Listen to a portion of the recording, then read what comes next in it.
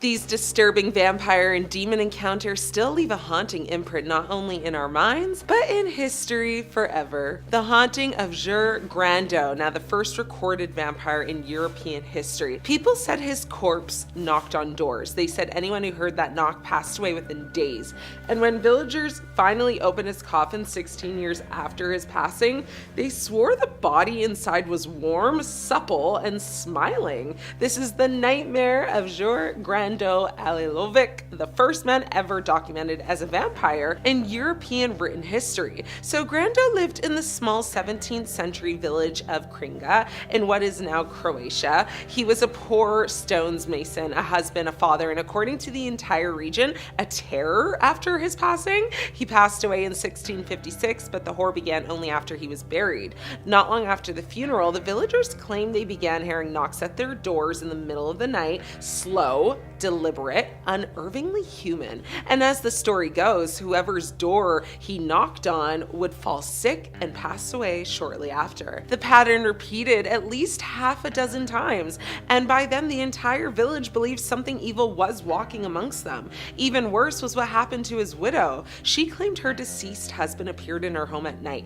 his skin gray and pulled tight over the bone, his mouth twisted into a strange smile, and that he, in her words, forced himself upon her. She described him reeking of decay with breath colder than winter air. For 16 years, this continued. People just passed away. Crops failed. Parents refused to let their children outside after sundown. Finally, the terrified villagers went to their priest, who assembled a group of 9 men to confront the grave. When they dug up his coffin, they were shocked. They reported that his body looked fresh, untouched by decay, with new growth of hair and nails, and a peaceful smile on his face. The priest attempted to pierce his heart with a wooden stake, but the stake bounced off as if, the chest were made of stone. Only when the men physically restrained the corpse and sawed off his head did the terror end. Witnesses claimed a scream came from the body and that a gush of red liquid poured out onto the ground as if he were alive and hemorrhaging.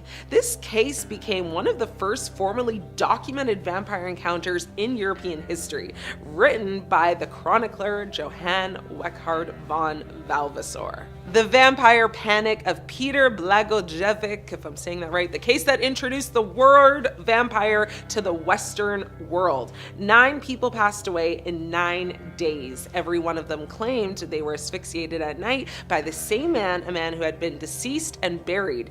This is the Vampire Panic of Petar Blagojevic, the event that brought the word vampire into the Western European vocabulary. In 1725, in a small Serbian village under Habsburg rule, an old peasant named Peter Blagojevic passed away. He was buried without any suspicion, but within a week, his passings began. The first was his own son, who reportedly claimed his deceased father appeared in the night and demanded food. When the son refused, the apparition lunged at him and began basically asphyxiating him. Now, and the young man passed away the next day. Then came more victims. Each person who passed away claimed the same thing before passing away, that Petar was visiting them at night, sitting on their chest and crushing the life out of them. Panic exploded through the community, and the villagers began, or basically begged the local Austrian authority for permission to exhume Petar's grave. When the officials dug up the coffin, they recorded that Petar's body looked fresh, his skin flushed, his beard appearing longer than a burial, and most disturbing,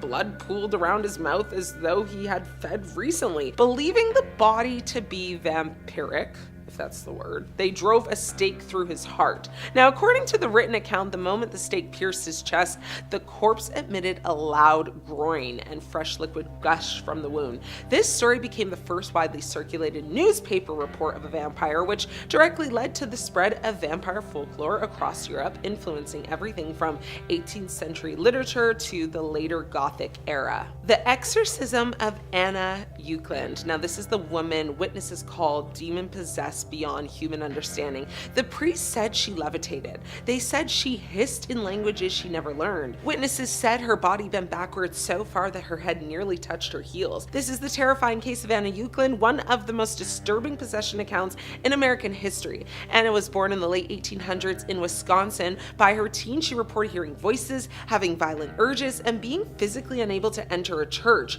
Whenever she tried, her body would seize and she would just spit, snarl, or collapse. Local priests believe she had been cursed by her own father and aunt, both alleged to have practiced dark rituals. After an initial exorcism attempt, Anna improved for a while until everything suddenly got worse. In 1928, Anna was taken to a convent in Iowa for a series of exorcisms that lasted 23 days. What happened inside that convent terrified everyone who witnessed it. During the sessions, Anna reportedly spoke in Latin, German, and languages she had no way of knowing, screamed blasphemies with multiple voices at once, vomited objects including debris of what looked like tobacco leaves, clung to the walls like an animal, levitated off her bed for several minutes, twisted her limbs into impossible angles without breaking them, revealed secrets about the priest's private lives, refused food, yet her body did not weaken at times. And there was certain times where her body even reportedly became so heavy that 4 grown men couldn't even move her. Other times she was thrown violently across the room by forces that no one could see.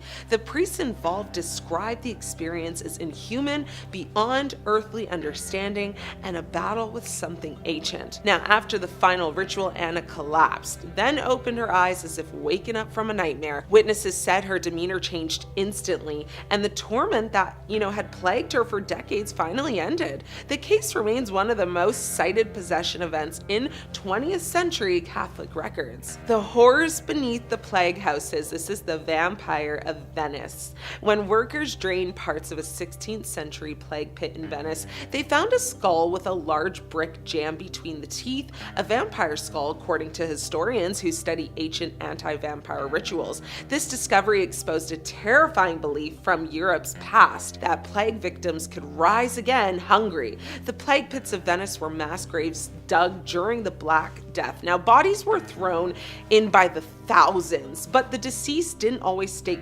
quiet. When more bodies were added weeks or months later, gravediggers sometimes discovered corpses that appeared to have moved, with red liquid around the mouth or bloated stomachs that made it look like they've been feeding. Now, of course, we know decomposition causes these effects, but to, terrified 16th century Venetians, these signs meant only one thing: the deceased were rising and eating the living. When the infamous vampire skull was unearthed, researchers discovered the body belonged to a woman. Historical records call these types of corpses shroud eaters. People believed to, wake inside their grave, chew through their burial cloth, and then rise to feed on the living. The brick in her mouth was an anti-vampire measure meant to stop her from chewing and prevent her return. This discovery proved that Venice once practiced full-blown anti-vampire rituals, not in myth, but in documented history. The demon of the Loudun possessions. This is when an entire covenant claimed they were tormented by a devil.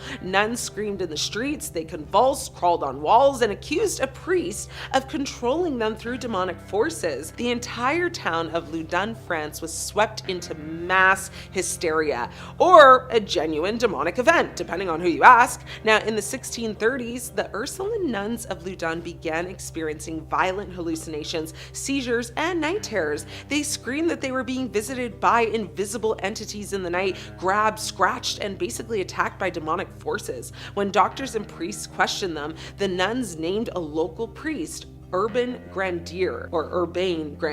Now, they claimed he used sorcery to summon demons or to torment them, basically. Now, during the public exorcisms, which drew massive crowds, the nuns thrashed, shrieked, and shouted obscenities, spoke in different voices, and contorted their bodies. Some claimed to levitate, others exhibited impossible strength. What made the case more disturbing is that these possessions happened in synchronized waves, multiple nuns collapsing at once or launching into identical fits as if they were controlled by one force. The possessions gripped the town for years. Grandier was eventually accused of witchcraft. He was tormented and executed, but to this day, historians debate whether the events were either political manipulation, mass psychological illness, religious hysteria, or a genuine coordinated demonic phenomenon. Now, the Loudun possessions remain one of the most detailed mass possession records in history. In third place, we have a ritual for summoning Satan. Once again, I'll be leaving elements out of this description. While I can't control what y'all do, I don't want any apocalyptic chaos on my conscience. My life is plenty exhausting enough without having that on its plate. This particular ritual comes from the Grimorium Verum, published by Jake Stratton Kent in 2009. So firstly, the magician must forge a pact with the demon that does the call dialing itself, a sort of psychopompic spirit called the Surlin, whose sigil must be inscribed alongside the operant's initials at the outset of the process onto a ruby or correspondent precious stone.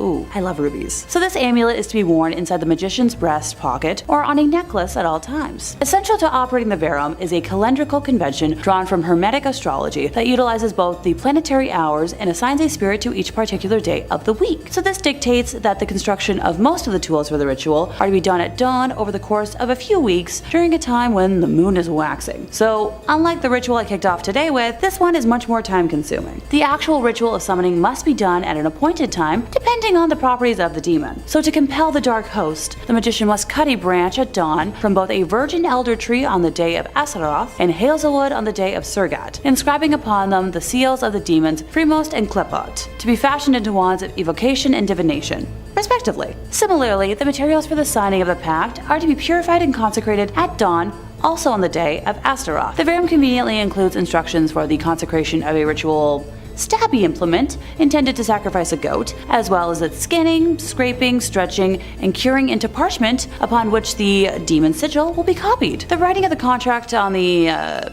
parchment, including the copying of the sigil of Surlin, the demon seals, and the drafting of all legal agreements, is to be done at dawn on the day of Beelzebub. Special herbs and incense are then used to immerse the magician in a sensory tradition. A mixture of mace, frankincense, and aloe wood is burned in a censer upon the altar at the ceremony and used to fumigate all tools for the operation. For purity, the magician must anoint themselves and their tools in a sprinkling of holy water mixed with mint, marjoram, and rosemary that is bound by a thread spun by a maiden. The setting of the ceremony demands a magic circle that should be roughly 9 feet in diameter and must be drawn with a stabby implement, consecrated at dawn on the day of Silkard, and drenched in red mole fluid and juice of pimpernel. Within the circle's center, the magician is to draw the triangle of evocation, upon which is set the ceremonial altar. The ritual itself prescribes a rite of sanctification, using the wand to mimic alternating flail lashes, and a recitation of personal exhortations. Then, after a series of prayers used to elevate the operant's magical authority, the spirit is to be called forth. After chanting an incantation of barbarous names, the demons must be summoned in top-down hierarchy order. First petitioning one of the unholy trinity of Lucifer, Astaroth, and Beelzebub, then calling upon one of their 7 dukes, and then finally the demon further down the hierarchy which you wish to actually summon. Following an exhausting hours-long rite, the desired demon is believed to appear, either as a presence or as a vision in a mirror. So from here, the magician might sign a pact with the particular demon, and the rest depends on what is needed. And how you treat the demon. They're pretty dang tricky beings. In second place, we have Houska Castle. Located north of Prague, Houska Castle is a 13th century Gothic masterpiece that sits on top of Hell's Gate. Aesthetically speaking alone, I would love to visit it someday. According to local lore, the castle's chapel was built to cover an enormous hole in the ground that served as a satanic threshold. So I haven't been able to find the specifics on the rituals used to open the portal, but it was too important to leave off today's list. The defensive walls also prevented demons and other ghastly creatures from crawling out of the hellhole. Animal-human hybrids were reported to have crawled out of it, and dark-winged, otherworldly creatures flew in its vicinity. Legend has it that when construction began in the castle, all the prisoners that were sentenced to death were offered a pardon if they consented to be lowered by rope into the hole and report back on what they saw. So when the first person was lowered, he began screaming after a few seconds, and when pulled back to the surface, he looked as if he had aged 30 years. He had grown wrinkles and his hair had turned white. Ugh. May I recommend trying to find a modern-day Buffy?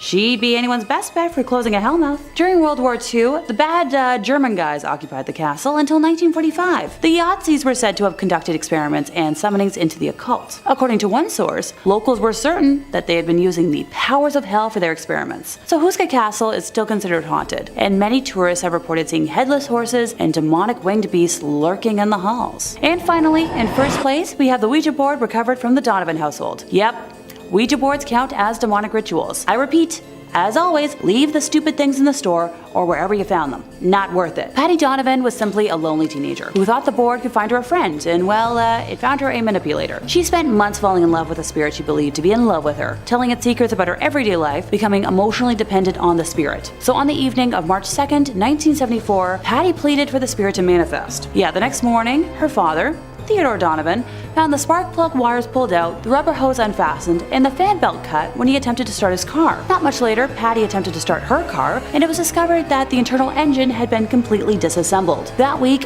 other incidents of apparent vandalism occurred around the Donovan house, and Patty could no longer raise her invisible boyfriend on the Ouija board. Night after night, she tried to communicate, but the planchette would simply slide over to goodbye. She had no idea that her ethereal boyfriend had actually manifested in the form of a supernatural vandal. By the second week of March, material damage to the house and cars had become so troublesome that Ted complained to the police. When they arrived, he pointed out the destruction done to garden plants and shrubs, the exterior of the house, and the apparent intrusion into a locked garage to puncture tires and tear engines apart. Before leaving, the policeman assured Ted that they'd keep an eye on the property during night patrols. Later that second week, after work, Ted and his wife Ellen were sitting in the kitchen with their son Brian when all three heard something smash against a wall somewhere inside the house. And after investigating, they found a gaping 18-inch hole in the plasterboard wall inside Brian's room. Just as upsetting was the fact that the jagged edges of the plasterboard were pointing inwards, with the blow coming from inside the walls. The house was further plagued by loud noises every night that only escalated in frequency and volume, along with further unexplainable damage to the walls. On April 1st, furniture began to levitate, with a 250-pound dresser flinging its contents while flying erratically. Rocks had also begun to rain from the sky, pelting only the Donovan house, which the police bore witness to. Ted eventually broke down at work and explained the horror of his home to his supervisor, who urged him to reach out to our favorite people, Ed and Lorraine Warren. So Ted instead tried moving his family into a hotel first, and the spirits followed the family there, destroying the room and making so much noise that the family was thrown out of the hotel and forced to return home. Finally contacting the Warrens, they arrived in Maine as quickly as they were able to, and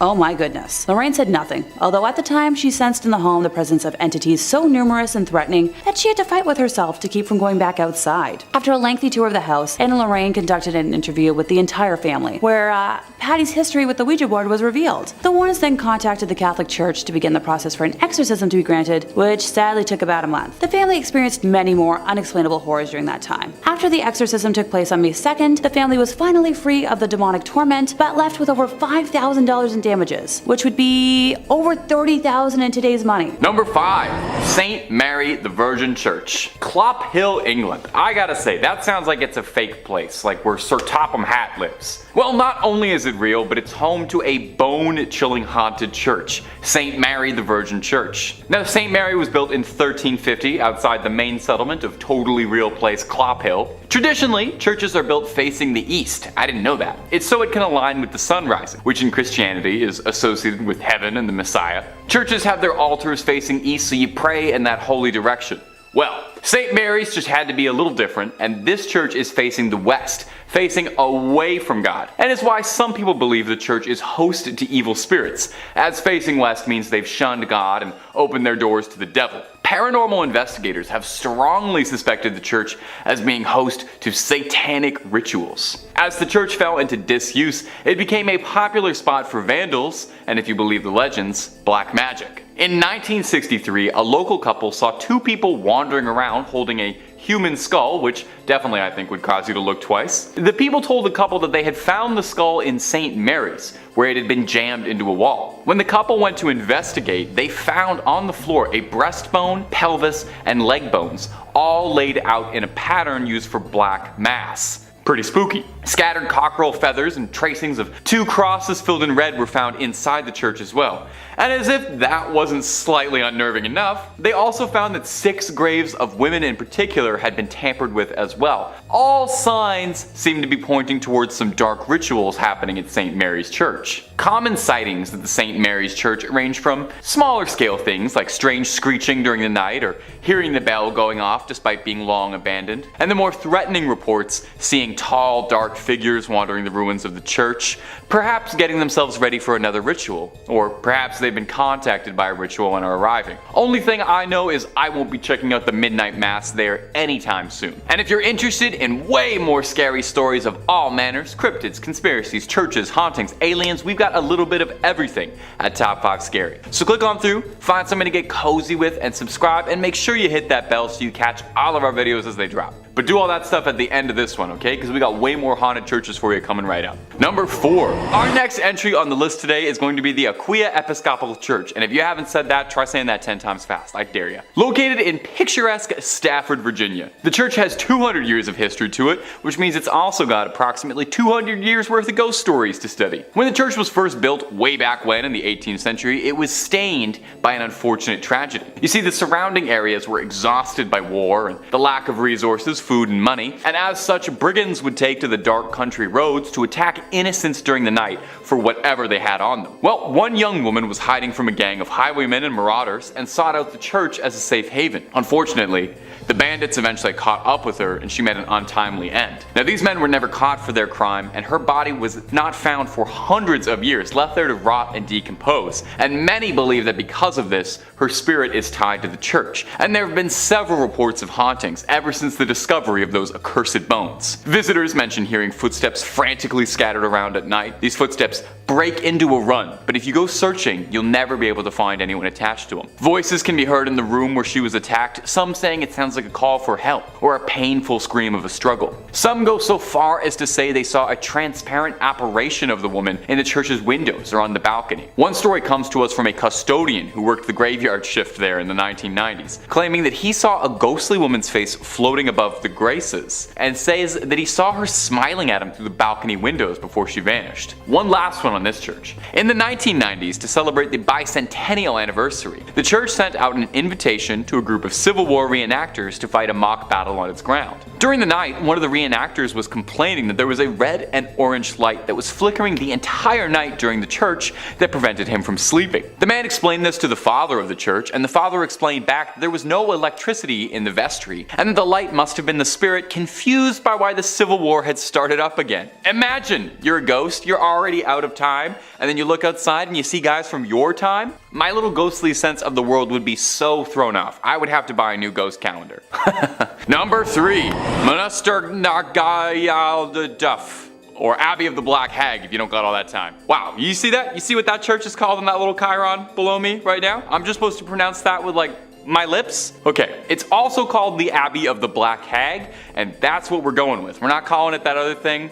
I'm not doing that. Black Abbey of the Hag, only name this church has ever gone by, and it was built in 1298. And it was one of the well-known medieval convents in Old Ireland. The remains of the abbey still stand today in a secluded valley, making it already mysterious and supernatural place just that much more supernatural and overgrown and spooky. I mean, the place is called the Abbey of the Black Hag. You don't name a place that unless it's extremely haunted or if there's like a cool boss fight or something there. Sounds like it's straight out of Dishonored. It's believed that the last abbess, horrible word by the way, in charge of the abbey practiced witchcraft, and in the scary way, okay? She brought death, misfortune to the surrounding areas. Pope Martin V condemned the abbey, not being down for witches at all. The accused witch left to live out in the damp, deserted abbey by herself, which she probably loved because it sounds scary. Over time, her skin blackened, her hair furled, and her soul twisted, leading to the place being renamed the Abbey of the Black Hag. And if you can believe it, there's actually more to this one. The Count and Countess of Desmond once called the abbey home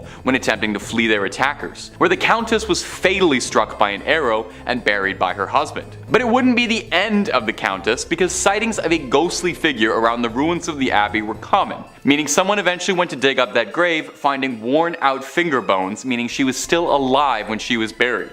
It's said now that a woman's panicked shrieking can be heard in the early hours around the Abbey. Number 2.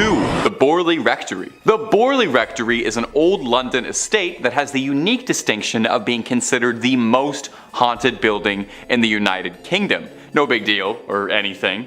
Almost immediately after its construction, stories of hauntings started to creep out. One of the first local legends says that in the 12th century, a priest and a nun had a naughty little affair, and when they were discovered, the nun was bricked up and left to rot in the nearby church. Since then, they say that her spirit roams the rectory. In 1900, 4 daughters of the then estate owner all said that they saw a nun wandering around the estate late at night. They tried to talk to her, but got no response back, just a scary ghost stare. The family claimed they'd see this nun around the property, and on one occasion they thought they saw the spectral apparition of a horse-drawn carriage with a headless rider. Some real Sleepy Hollow stuff. From there on, there was all these reports of bizarre sounds or strange shadows creeping out the corner of your eye. In 1927, the estate changed hands as the original family owning the estate had all passed on, and a new family, the Smiths, had moved in. Shortly after, they discovered a human skull in the cupboard in a brown bag.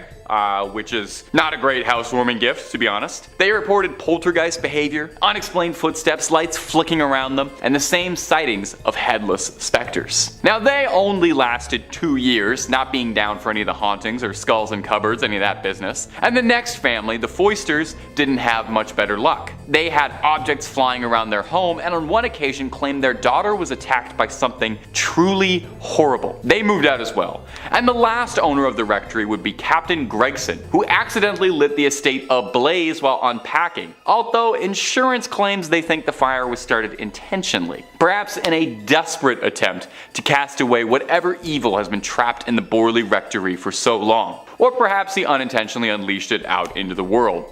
Time will tell. At number 1, Mortemer Abbey. Mortemer Abbey is a monastery in the forest of Lyons, France. A real old church built in 1134 on marshland, near the stagnant water of the drainage lake. The monks dug it out to try and dry the marshy land around the Fulbrock stream, which was called the Dead Pond.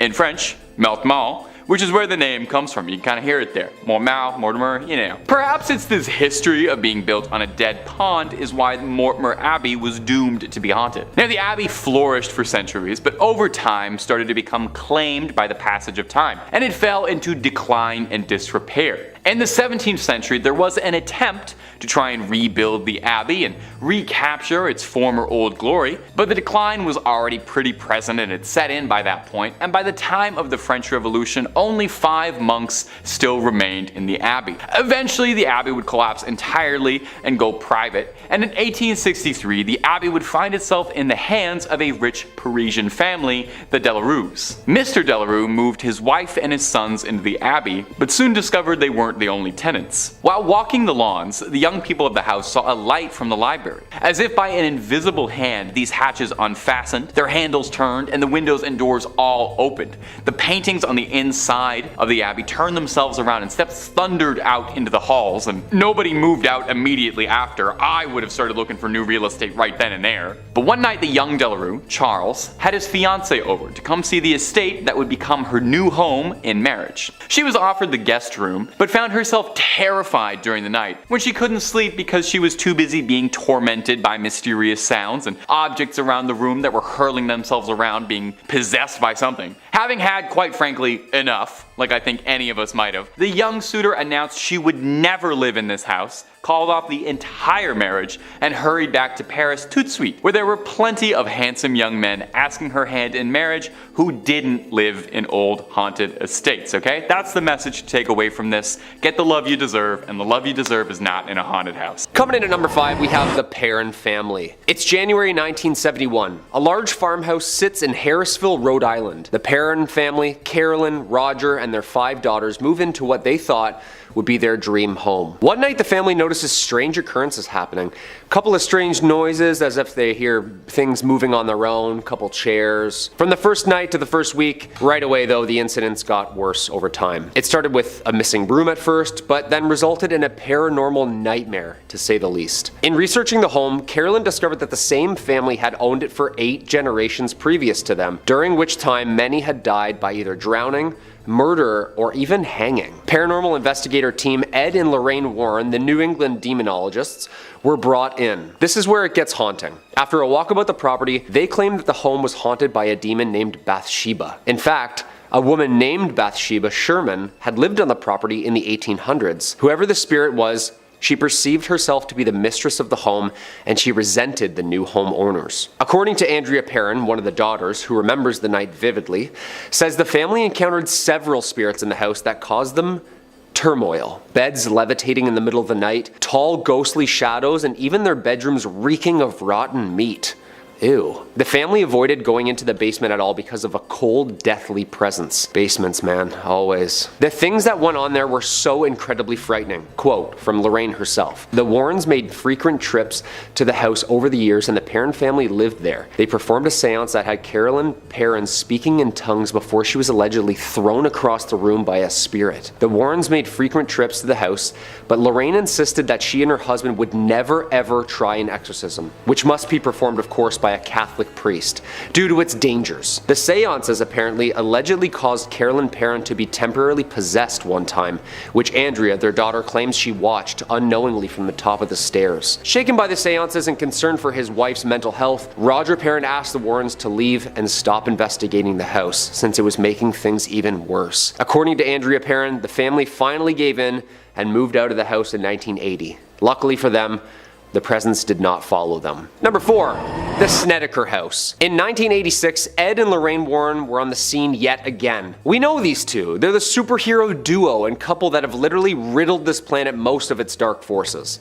They arrived and proclaimed the Snedeker house, a former funeral home, to be absolutely infested with demons. The Haunting in Connecticut, a film very loosely based on the Warrens' versions of events, was released in 2009. In 1986, Carmen and Al Snedeker moved to a small town of Southington, Connecticut, with the purpose of being closer to the hospital at which their oldest son had been treated for Hodgkin's lymphoma. It was while they were moving in that Al made a startling discovery. In the basements again, in particular, the room that was completely embalmed with tables and tools. Okay. The house, it turned out, used to be a funeral home. Oof. Not long after, Carmen says she began experiencing strange phenomena like items disappearing, and her children reported seeing strange people in the house, as well as hearing voices and the sounds of hundreds of birds taking flight. Her oldest, who at the time was in the middle of radiation treatment, began to exhibit radical personality shifts, becoming animalistic and angry. Mop water was reported to turn to blood red, and the sense of rotting flesh and decay were reported all throughout the home. She was also frightened of apparitions that she saw one night with long black hair and black eyes, and the other with white hair and white eyes wearing a pinstripe tuxedo. It was then that Carmen decided to contact Ed and Lorraine, along with a few other investigators. The Warrens moved into the house until they'd experienced this presence the Snedekers were talking about. During their time in the house, they claimed to have seen first-hand demons in the home, with many team members being slapped and beaten and even slammed to the floor. The Warrens deemed it necessary for a full-scale exorcism, after which the house was judged clear by the Warrens themselves. And a peaceful aura then seemed to linger instead of this once cold, dark presence. I mean, it's a funeral home, you know, right off the bat. That's a no-no for me. Number 3, the Smurl haunting. The Smurls moved into their dream home in West Piston, Pennsylvania, August 1973. They claimed that the premises were disturbed by a demon that caused loud noises and bad odors, eventually even throwing their dog into a wall, shaking their mattresses, pushing their daughters down a flight of stairs, and then physically assaulting some family members on several occasions. In 1986, the family had had enough and brought in the pair of demonologists, Ed and Lorraine Warren. According to Ed Warren, the demon that inhabited the Smurl's home was very powerful, shaking mirrors off the walls, moving furniture, of course, about the room after they tried to persuade it to leave by playing religious hymns and praying. The Warrens claimed that when a drastic temperature drop happened, a tall dark mass formed in the home, and the demon left a message on the mirror telling them to, quote, "Get out." After months of investigation, the Warrens alleged that they had a number of audio tapes containing knocking and movement sounds made by the demon. Spokespeople for the Roman Catholic Church said that the home was blessed by several priests who said that they saw no harmful activity. The Smurls, however, claimed a priest performed 3 unsuccessful exorcisms and that the demon avoided the rites by moving between the floors of the home. That same year, the pastor of Immaculate Conception Parish in West Piston said the Smurls felt that after intense prayers, things were finally back to normal. After the Smurl family moved, the next family never encountered anything supernatural while living there. Hoax or haunting? What do you think? Number 2, Amityville. The Warrens are best known for their involvement in the 1975 Amityville horror investigation. New York couple George and Kathleen Lutz claimed that their house was haunted by a violent demonic presence so intense that it eventually drove them out of their home with mental health problems. The reported haunting was the basis for the 1977 book and adapted into the 1979 and 2005 films of the same name, while also serving as inspiration for the film series that followed. Though their investigations remain intriguing, the Amityville horror case was Ed and Lorraine Warren's claim to fame. In November 1974, 23-year-old Ronald DeFeo Jr., the eldest child of the DeFeo family, murdered his entire family, including all of his siblings, in their beds with a .35 caliber rifle. Ugh. The infamous case became the catalyst for the claim that demons and spirits haunted the Amityville house. In 1976, George and Kathy Lutz and their 2 sons moved into the Long Island home and soon believed a demonic spirit was residing there with them. George said that he witnessed his wife transforming into a 90-year-old woman and then levitating above their bed late at night. They even claimed to see slime seeping out of their walls and a pig-like creature running around their house. Even more unsettling, knives flew off the counters, pointing right at family members. It got so violent and unpredictable that the family walked around the house with a crucifix, reciting the Lord's prayers around their neck. On their final night there, they say banging as loud as a marching band was coming from the house. 28 days after being in the house, they had to leave. Yeah, no doubt. Ed and Lorraine Warren visited the home, and according to the Warrens, Ed was thrown to the floor and Lorraine felt an overwhelming demonic presence. Along with their research team, they claimed to have captured a picture of a spirit in the form of a little boy on the stairway. The story became so infamous the couple passed a lie detector test with flying colors. That's terrifying. Their son, Daniel, admits that he still has nightmares about the horrifying things that he experienced in the house growing up. Yeah, gruesome stuff. I won't spoil Act 3, but it gets dark and bloody.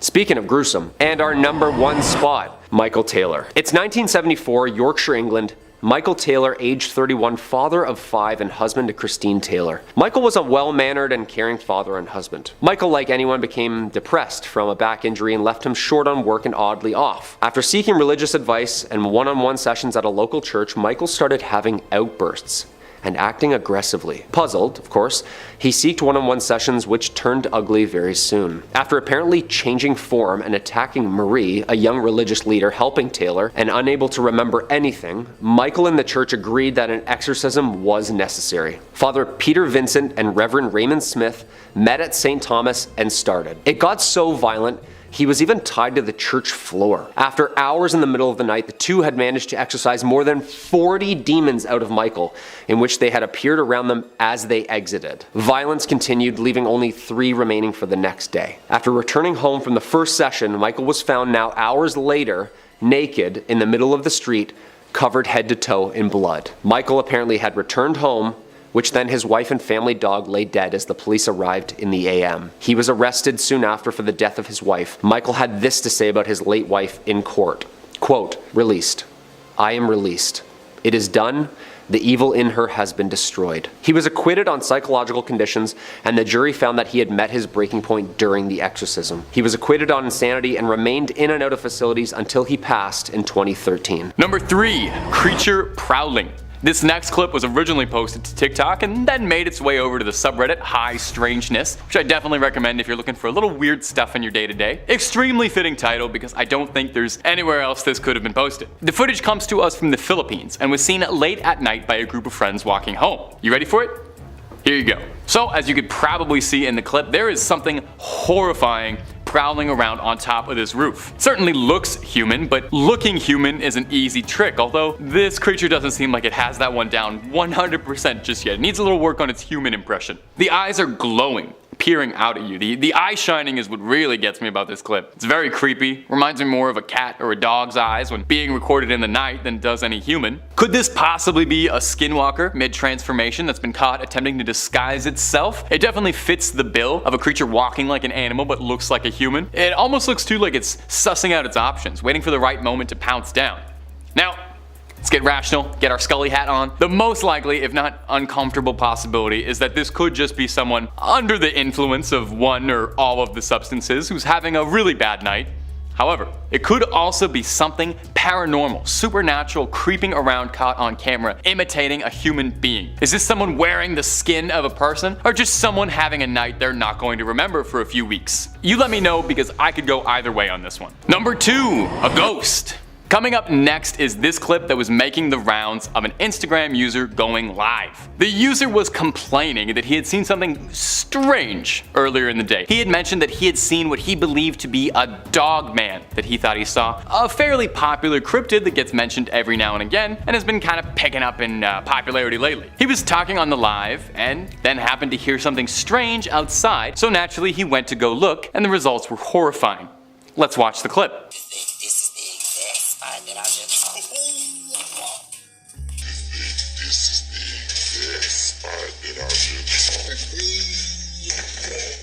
Did you see it? Well, we can roll it again if you didn't. At around a minute into the clip, when the user was going live, he hears something strange and goes in to check on what it was, and we see something rush by, if only for a second, that doesn't look like it came from this world even a little bit. It looks like a tall creature running by on its hind legs, and I'm gonna be honest, I immediately thought it was a werewolf. It kinda has that werewolfy vibe. Here's the thing about this one. Either this video is one of the best fakes I have ever seen, with a fantastic creature effects budget and some real impressive practical effect wizardry, and it's got an actor who really knows how to sell being scared, or this is actually something that happened to a real terrified guy and we caught his reaction live. I think it being on Instagram Live lends a little bit of credibility, I think, since it makes these things a lot harder to fake when you have to do it live. Ask any stage production. The thing doesn't seem like it's someone in a costume either. The silhouette looks all wrong. It really just does look like it was a werewolf caught on tape. Scully mode. I don't know. I don't know. I don't know if I have one. Molder mode. That is a werewolf. Full stop. That's a real werewolf. Why don't you all let me know down below in the comments what we think that might be down there, but that's a werewolf. I don't know if you're gonna be able to convince me otherwise. At number 1, the Costa Rica creature. Now, I spent a long time looking at some weird CCTV footage, door cam, blurry cell phone footage, trying to find something just weird and freaky to show you all for this video, and well, I think I've saved the best for last here. This footage was captured from a ring light security camera, and it's maybe one of the scariest things I've seen in a hot minute. Now, you take a little look-see for me, and I don't blame you at all if you need to scroll down to hide in the comments. It's safe there.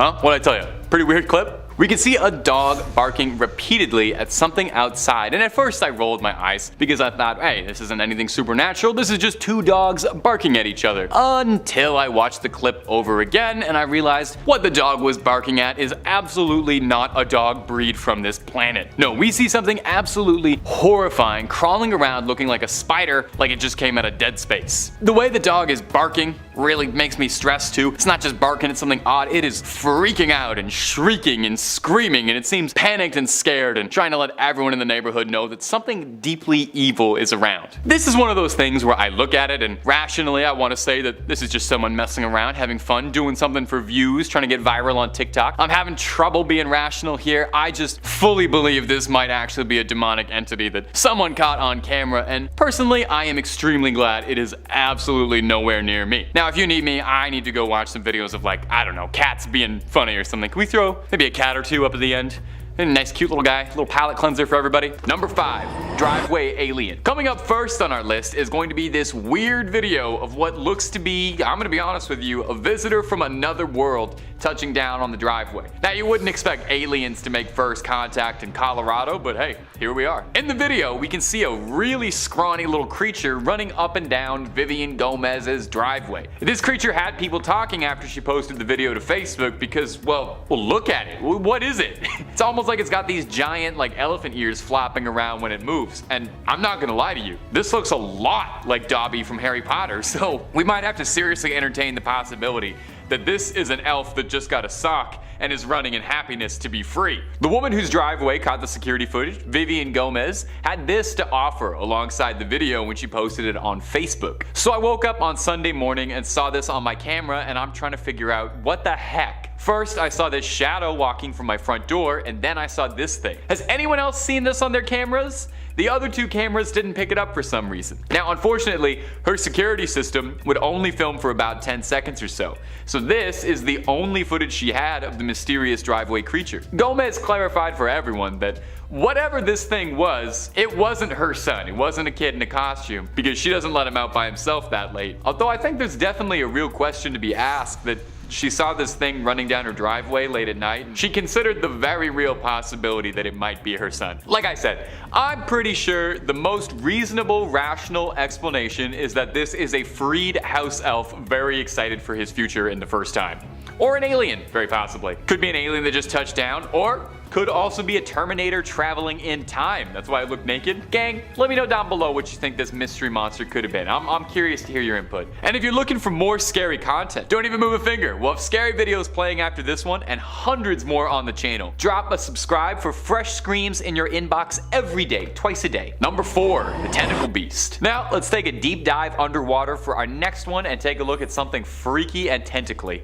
Ah, this feels nice. This feels like getting back to my roots talking about weird sea creatures. You know how much I love the Megalodon. A research crew comprised of marine biologists spotted the strange creature while on board the EV Nautilus, a research vessel used by the Ocean Exploration Trust, a non-profit that conducts deep-sea research. While they were down there, they captured footage of a gigantic, bizarre, tentacled sea creature swimming around the depths, and researchers have yet to be able to correctly identify it, leaving them to wonder if perhaps this is the discovery of a new species entirely. Luckily, they caught footage of this weird little thing so we can all enjoy it. The creature has a bunch of tentacles extending 16 inches from nearly 7-foot long stalk, and a single polyp with barbed tentacles cupping the polyp like spiky petals. The creature kind of looks like a bizarre, angry, spiky flower flowing through the water more than it does any other marine life I can think of. I'm pretty sure I saw this thing swimming around in the corner in one of the 800 scenes about swimming in Avatar 2. This nasty little thing was found 8,000 meters beneath the surface,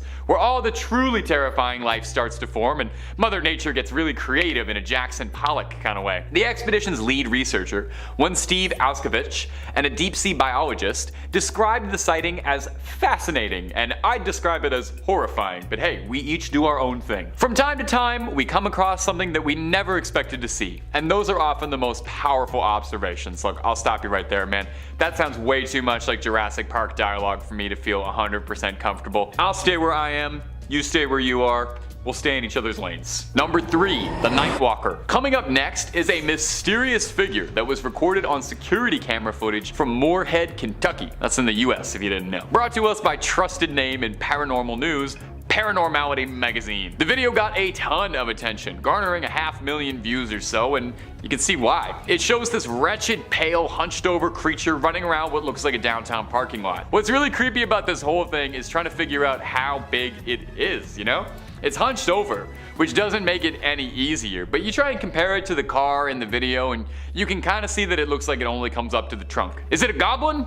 A gnome? Is this another freed house elf? Has there been a resurgence in freed elves? You can't even make out what the creature's face looks like, or if it has any facial features at all, to be honest. Like most good supernatural videos, the camera quality is very choppy. If you've got a keen eye, you probably noticed it's not a rip of the security camera proper, but rather someone recording a monitor. So it's a video recording of a recording, and you're watching a recording of a recording of a recording, so it's not the most crystal clear. Some commenters on the video are not nearly as convinced as me, your host, who is easily and immediately convinced by everything he sees. Some have suggested that it could just be somebody in a morph suit, it could just be some youngsters having a bit of fun, but hey, I listen to those and I offer you, it could also very well be a demon sneaking around a parking lot. We listen to all sides, and we take them very seriously here at Top 5 Scary. Number 2, Pale Walker. Coming up next is a clip out of India that went viral last year and captured the attention of paranormal enthusiasts, alien hunters, and skeptics alike. It's really nice when you can get everyone in the community together like that. In this video, a strange,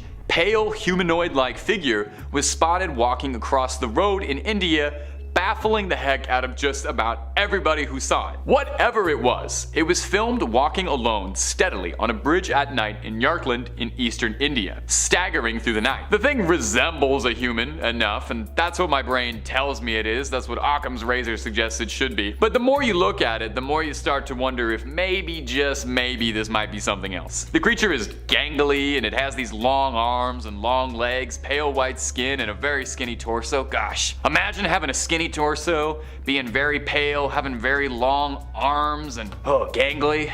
Could not imagine what that's like. Could not imagine what that's like at all. It looks a great deal more like a monster out of Silent Hill 2 than it does a person. Motorcyclists in the video are swerving out of the way of the figure, which stops and stares at them for a bit before continuing to stroll onwards like it ain't no thing. Naturally, this got more people talking and wondering as to just what this thing could possibly be. More than a few people suggested that it could be an alien walking around the streets at night, explaining why it seems so confused about where it is. Some commenter even suggested that if you watch the sky, there's some lights up there. I don't know, I didn't see the video enough times. Others even suggested the possibility of it being a ghost, which would be pretty spooky. I'm always open to something turning out to be a ghost. I love a ghost. It does seem like it's interacting with the physical plane though, and those motorcyclists are trying to swerve out of it, so I'm not 100% on that. And finally, there's the realists, who I guess we have to listen to sometimes, who suggested that this could just be someone who had a long night and is lost, possibly on 1, 2, or all of the substances, staggering home trying to get a good night's sleep. Now, as far as I know, no one ever cracked this case, so hey, we may never have a satisfying answer to this. I think this thing should get in contact with the weird little creatures from Point 5 and Point 3, and maybe they can form a weird little pale creatures caught on CCTV footage union. I like this one too. Let me know down below what you think of this. I want to hear everybody's opinions. Number 1, the Chupacabra. And finally, coming in at our number 1 spot is going to be my beloved Chupacabra. Oh, do I love the Chupacabra. It's probably one of my favorite cryptids. If I've ever said another cryptid was my favorite before on this channel, I am now officially retconning it that I have always been saying Chupacabra. I love that in the world of cryptids, you know, you got cool things like Mothman or the Flatwoods Monster that might be an alien, and then the Chupacabra is just like a weird dog. You know, sometimes it's a goblin, but most descriptions of the Chupacabra just make it out to be like kind of an angry big dog. Well, take a look at this footage of a big, angry, freaky, mangy mutt that's got people clutching their pearls and locking up the livestock. Recently captured footage out of Argentina shows a bizarre looking creature that almost resembles like a mix of a horse and a dog wandering the streets, and it had people scared. Like, it looks like a dog for sure, but an absolutely massive sized one, like bigger than me. I'm talking like Marmaduke size, as hard as that is to imagine. This strange creature was said to have savagely attacked at 2 dogs, fatally injuring a pit bull and a German shepherd, so whatever it is, we know it is angry. Chupacabras typically tend to stick to goats as their favorite prey. I mean, their name almost literally translates to goat sucker,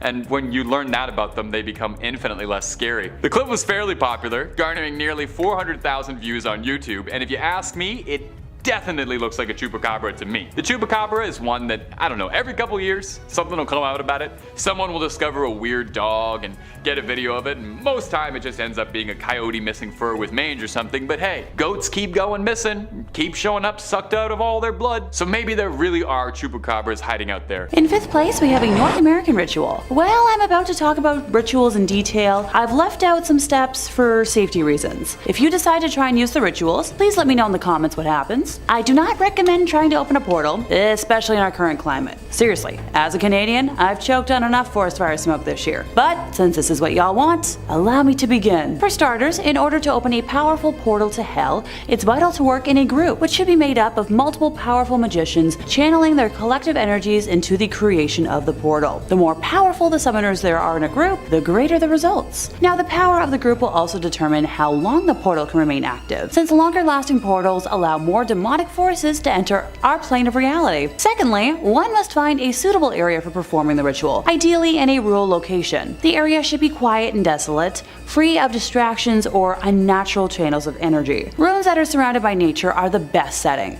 since it's quite helpful to have a frame for the portal. There are also energy centers from ancient times scattered across the globe that can provide a, tenfold or more of magical energy than a group would be able to manifest on its own.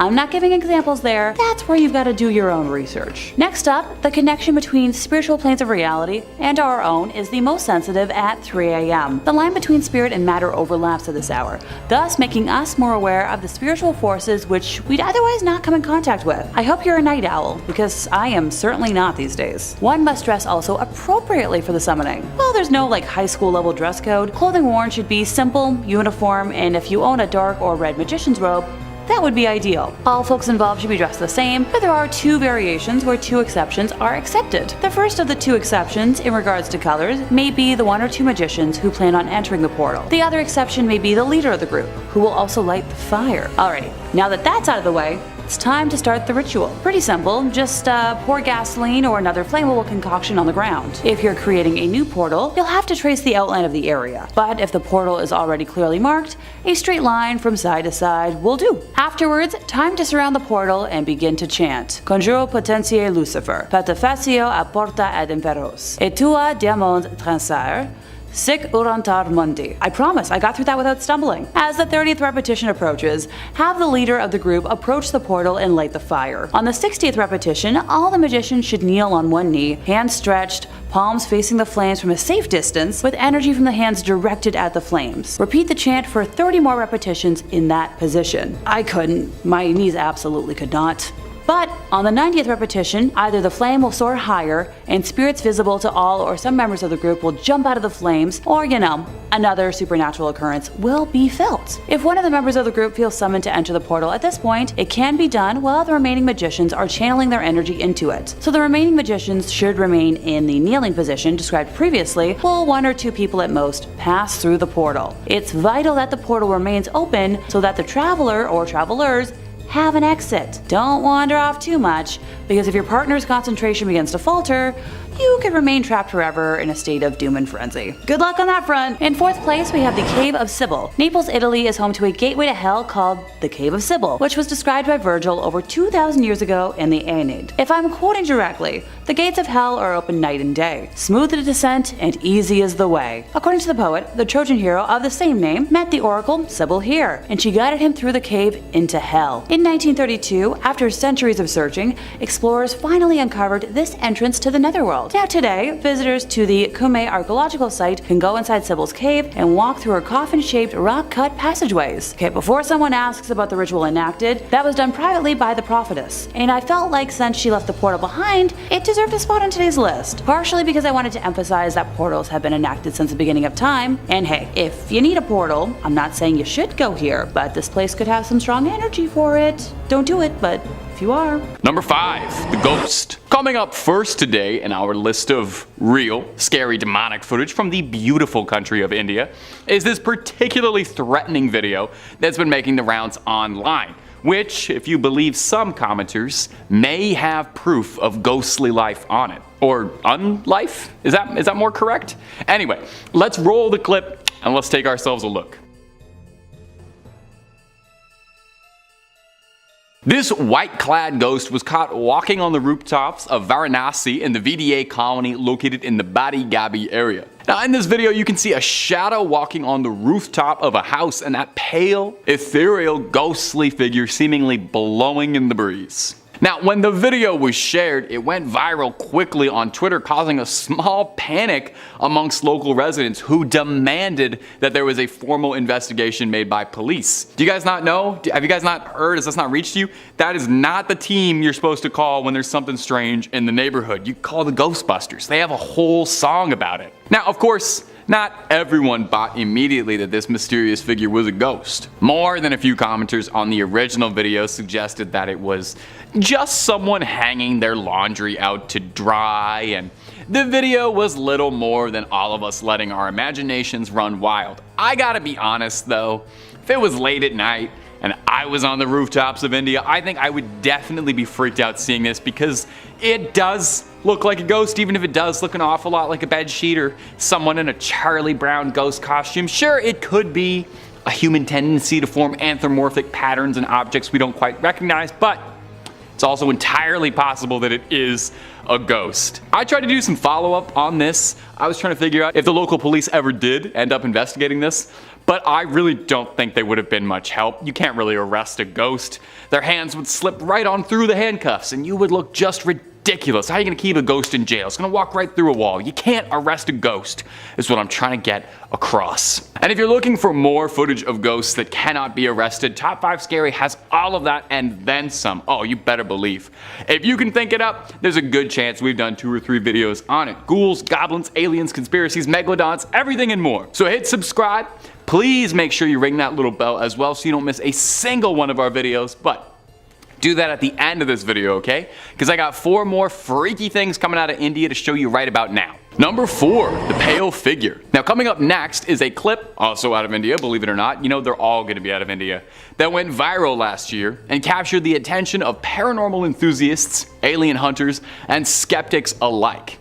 It's nice when you get everyone together like that. We all get equally confused by what we're watching. A strange humanoid-like figure was spotted walking across the road in India, confusing just about everybody. Whatever it was filmed walking alone steadily on a bridge at night in Jharkhand in eastern India, staggering through the night. Now the thing resembles a human, that much is sure, and that's what my brain tells me it should be.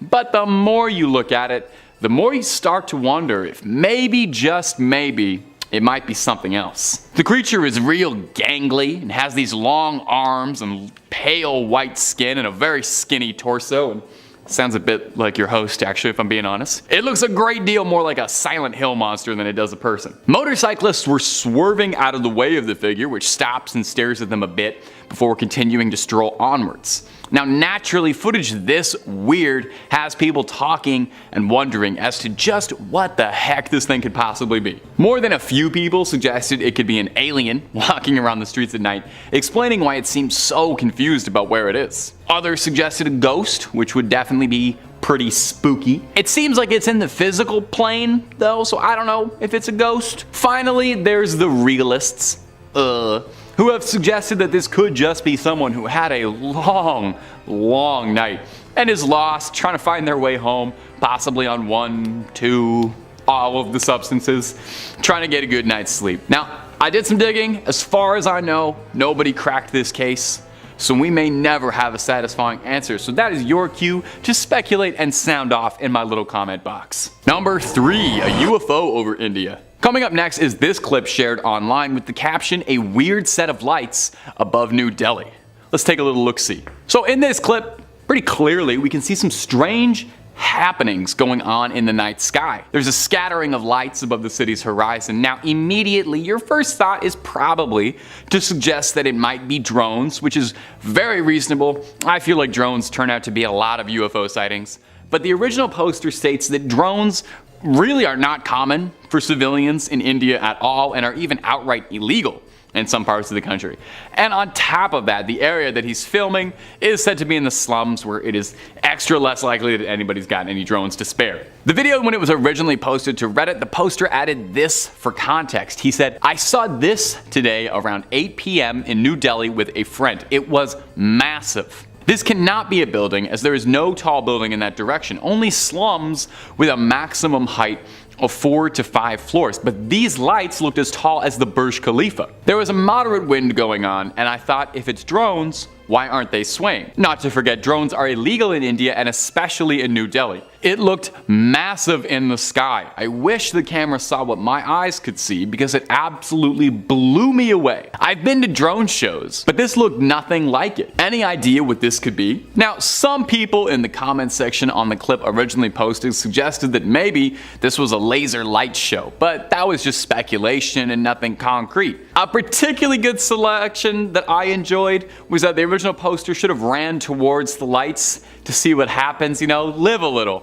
Worst case, yeah, you get abducted, but you would get the ride of a lifetime and an amazing story to tell people. Just live a little, you know? And if a UFO is not quite demonic enough for you, terribly sorry about that. Hopefully this next one will change your mind though. Number 2, the mutant goat. Coming in at the next spot, something a teeny tiny little bit different from others. I figured we'd take a small break from pale figures on CCTV and strange lights in the sky, and we'd show something we can all enjoy, you know, something that's fun for the whole family, really bringing everybody together. Mutant goats. On August 16th, a Facebook user named Samira Isa posted these footage of a strange goat that she had discovered. Now, I don't know about you, I already find a goat kind of strange. I think they're definitely one of the most demonic animals by nature.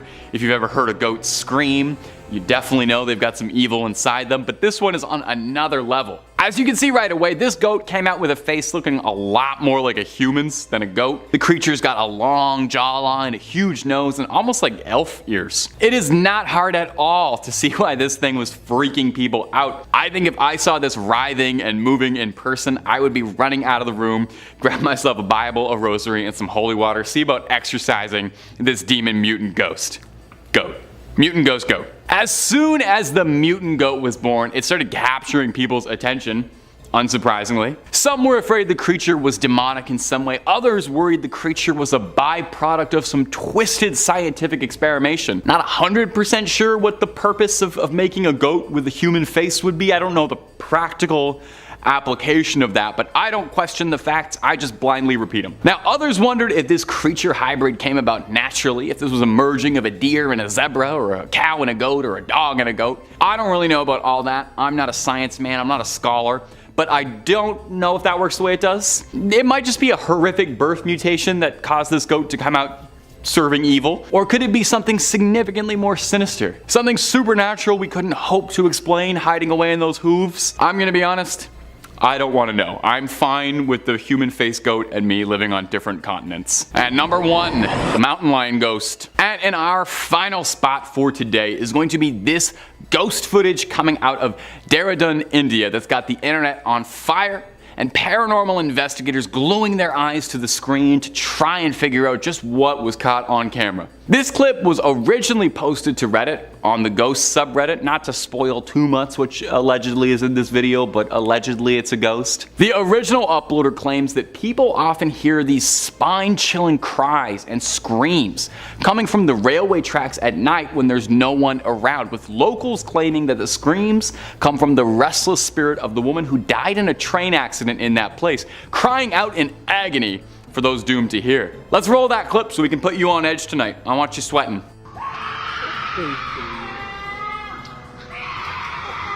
You hear that? Hard not to.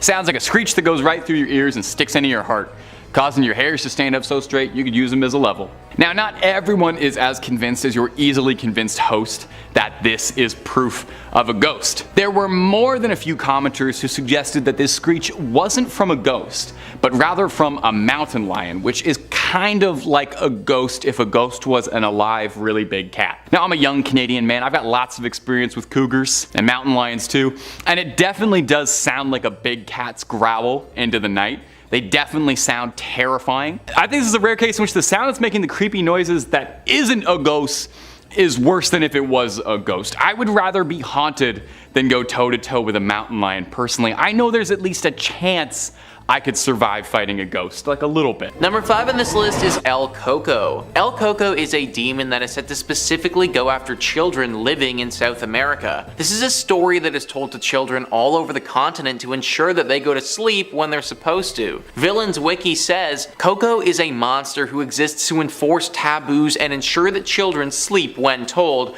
For, should children disobey orders to sleep, Coco is said to hunt them down and may inflict a number of gruesome punishments upon them depending on the story. Usually he's said to eat the children or spirit them away, never to be seen again. Coco may also emerge as a female known as La Coca. The two beings are seen as extensions of the same monster, and as such the Coca is little more than Coco taking a female guise, and vice versa. Both share the exact same motives and terrible behaviors.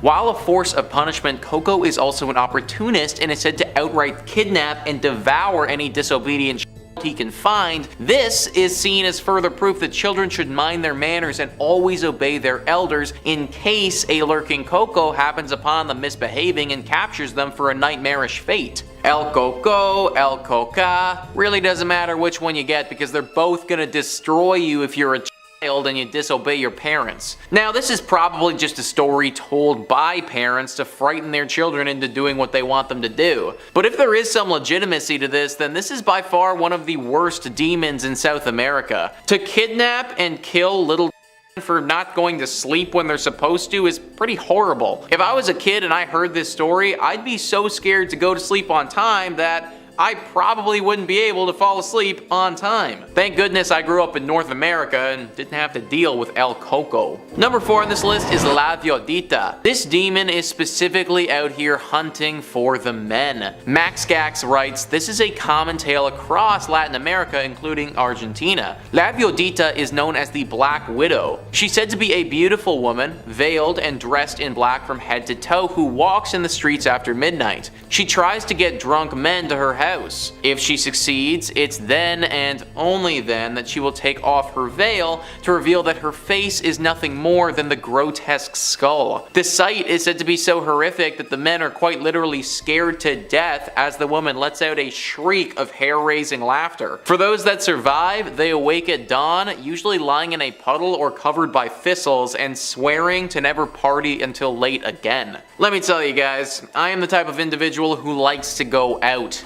In fact, I do it most weekends. If I was several beverages deep and some pretty lady takes her face off, that's it folks, I'm done. There is literally no more Nicholas Playlog after that. I have no idea why this demon does what it does, but it means that every Argentinian gentleman had better be on the watch for something like this when it flips over to 2 AM at the club. Also, no one has any idea what the thistles are doing there or why you're covered in a puddle. So clearly something pretty terrible happens after you pass out with this demon as well. Probably something that I don't even want to know about. Number 3 on this list is La Cocana. La Cocana, believe it or not, is a barn animal. Yeah, we're looking at a demon who is literally a barn animal here, folks. Pepe's Chile writes, in this Chilean legend, a woman deceived her family by being a housewife during the day and a witch at night. She would use potions to turn herself into various animals and play while her family slept, then use another potion to turn herself back into a human when morning came. One night, she forgot to make sure the children were asleep and they saw her turn into a sheep. As she ran off to play, the children wanted to imitate her and turn themselves into foxes. When they couldn't turn back into children, their cries woke their father. Seeing what had happened, the father threw all the potions into the river in a rage.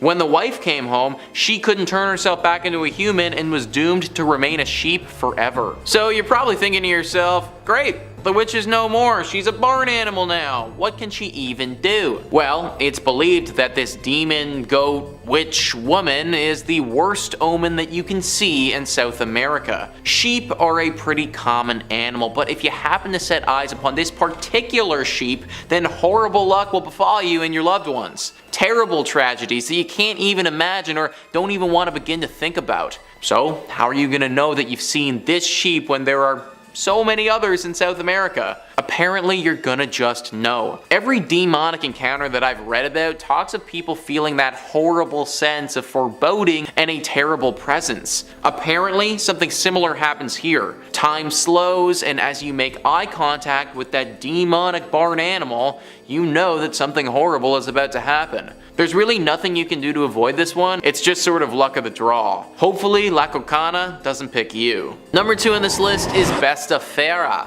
Bestia de Farah is absolutely deadly, guys, and one of the most visually striking demons on this list. TV Tropes writes, Bestia de Farah, translated to bestial beast, the Bestia de Farah is a horse with a human torso, believed to either be a servant of or the devil himself, who leaves hell through cemeteries during full moon nights to brand people with his mark, which dooms them to hell. Some legends say that instead of marking people, its sight causes them to go insane, but only for a few days. It's also said that it roams forest areas in search of a blood-soaked red flower, and that when he finds it, he disappears. Blood-soaked red flower. No idea what that is, and I don't think I even really want to know either, guys. This is not the creature that you want to run into if you're chilling in South America. This may even be the devil himself for all we know. Artists' renditions of this creature are truly terrifying, and we don't actually have any photographs of the beast because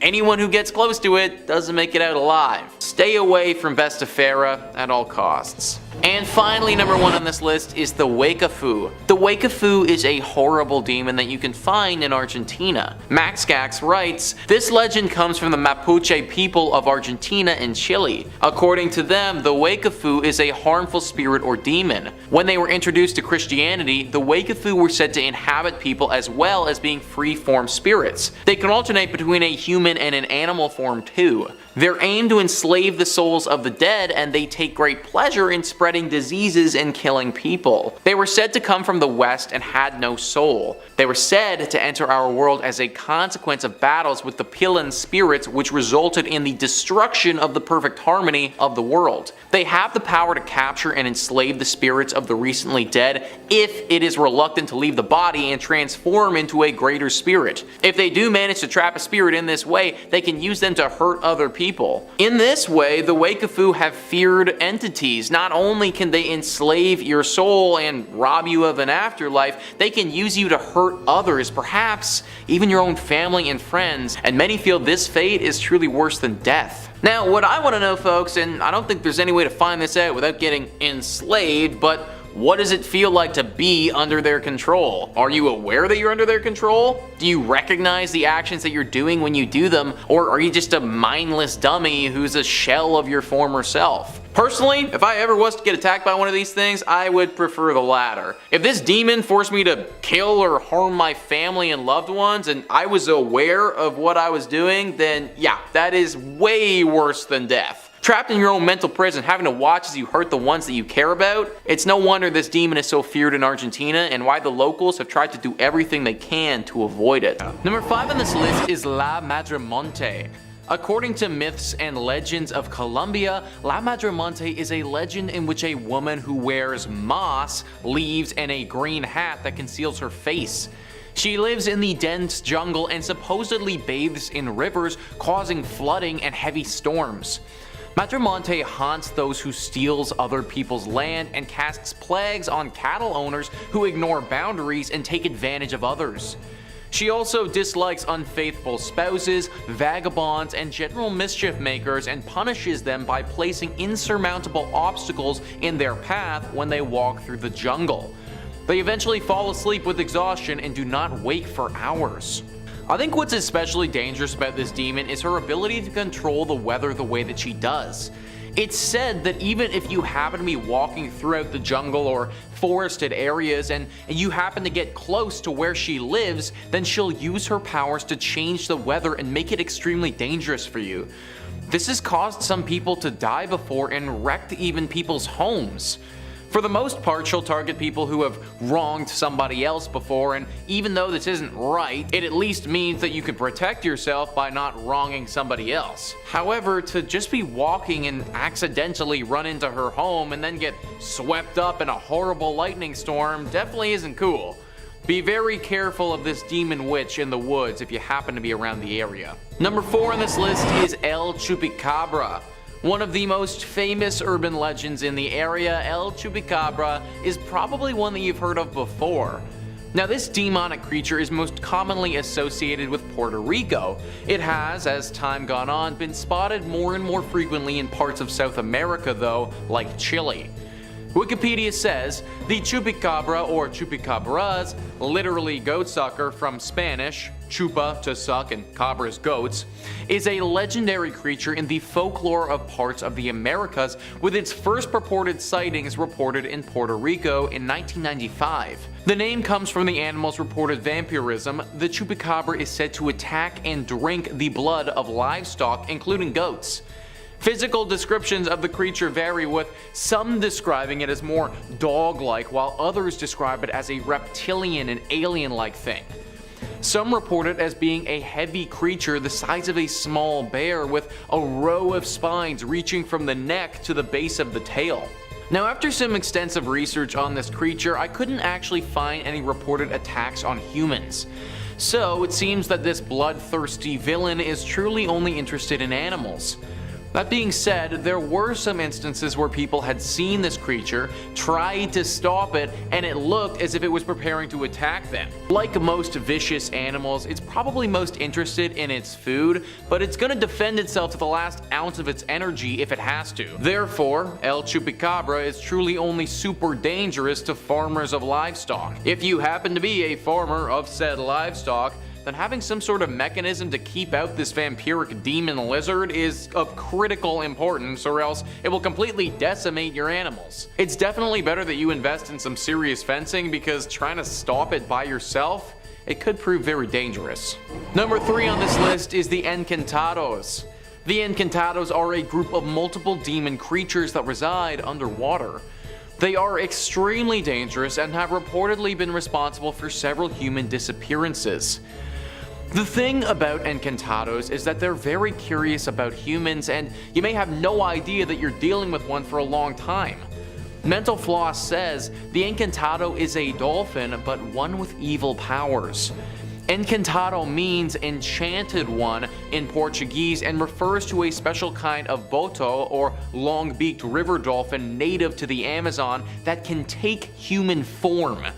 Encantados are curious about humans and are especially attracted to big, noisy festivals, which they often attend as musicians, staying in human form for years. How can you recognize one? Look under its hat. They always have bald spots that are actually disguised blowholes.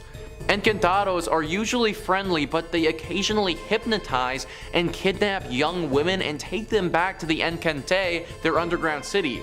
Sometimes the women escape and return pregnant with an Encantado baby. So they seem really nice and good right up until they decide to kidnap you and take you to their underground city, where any number of things could happen.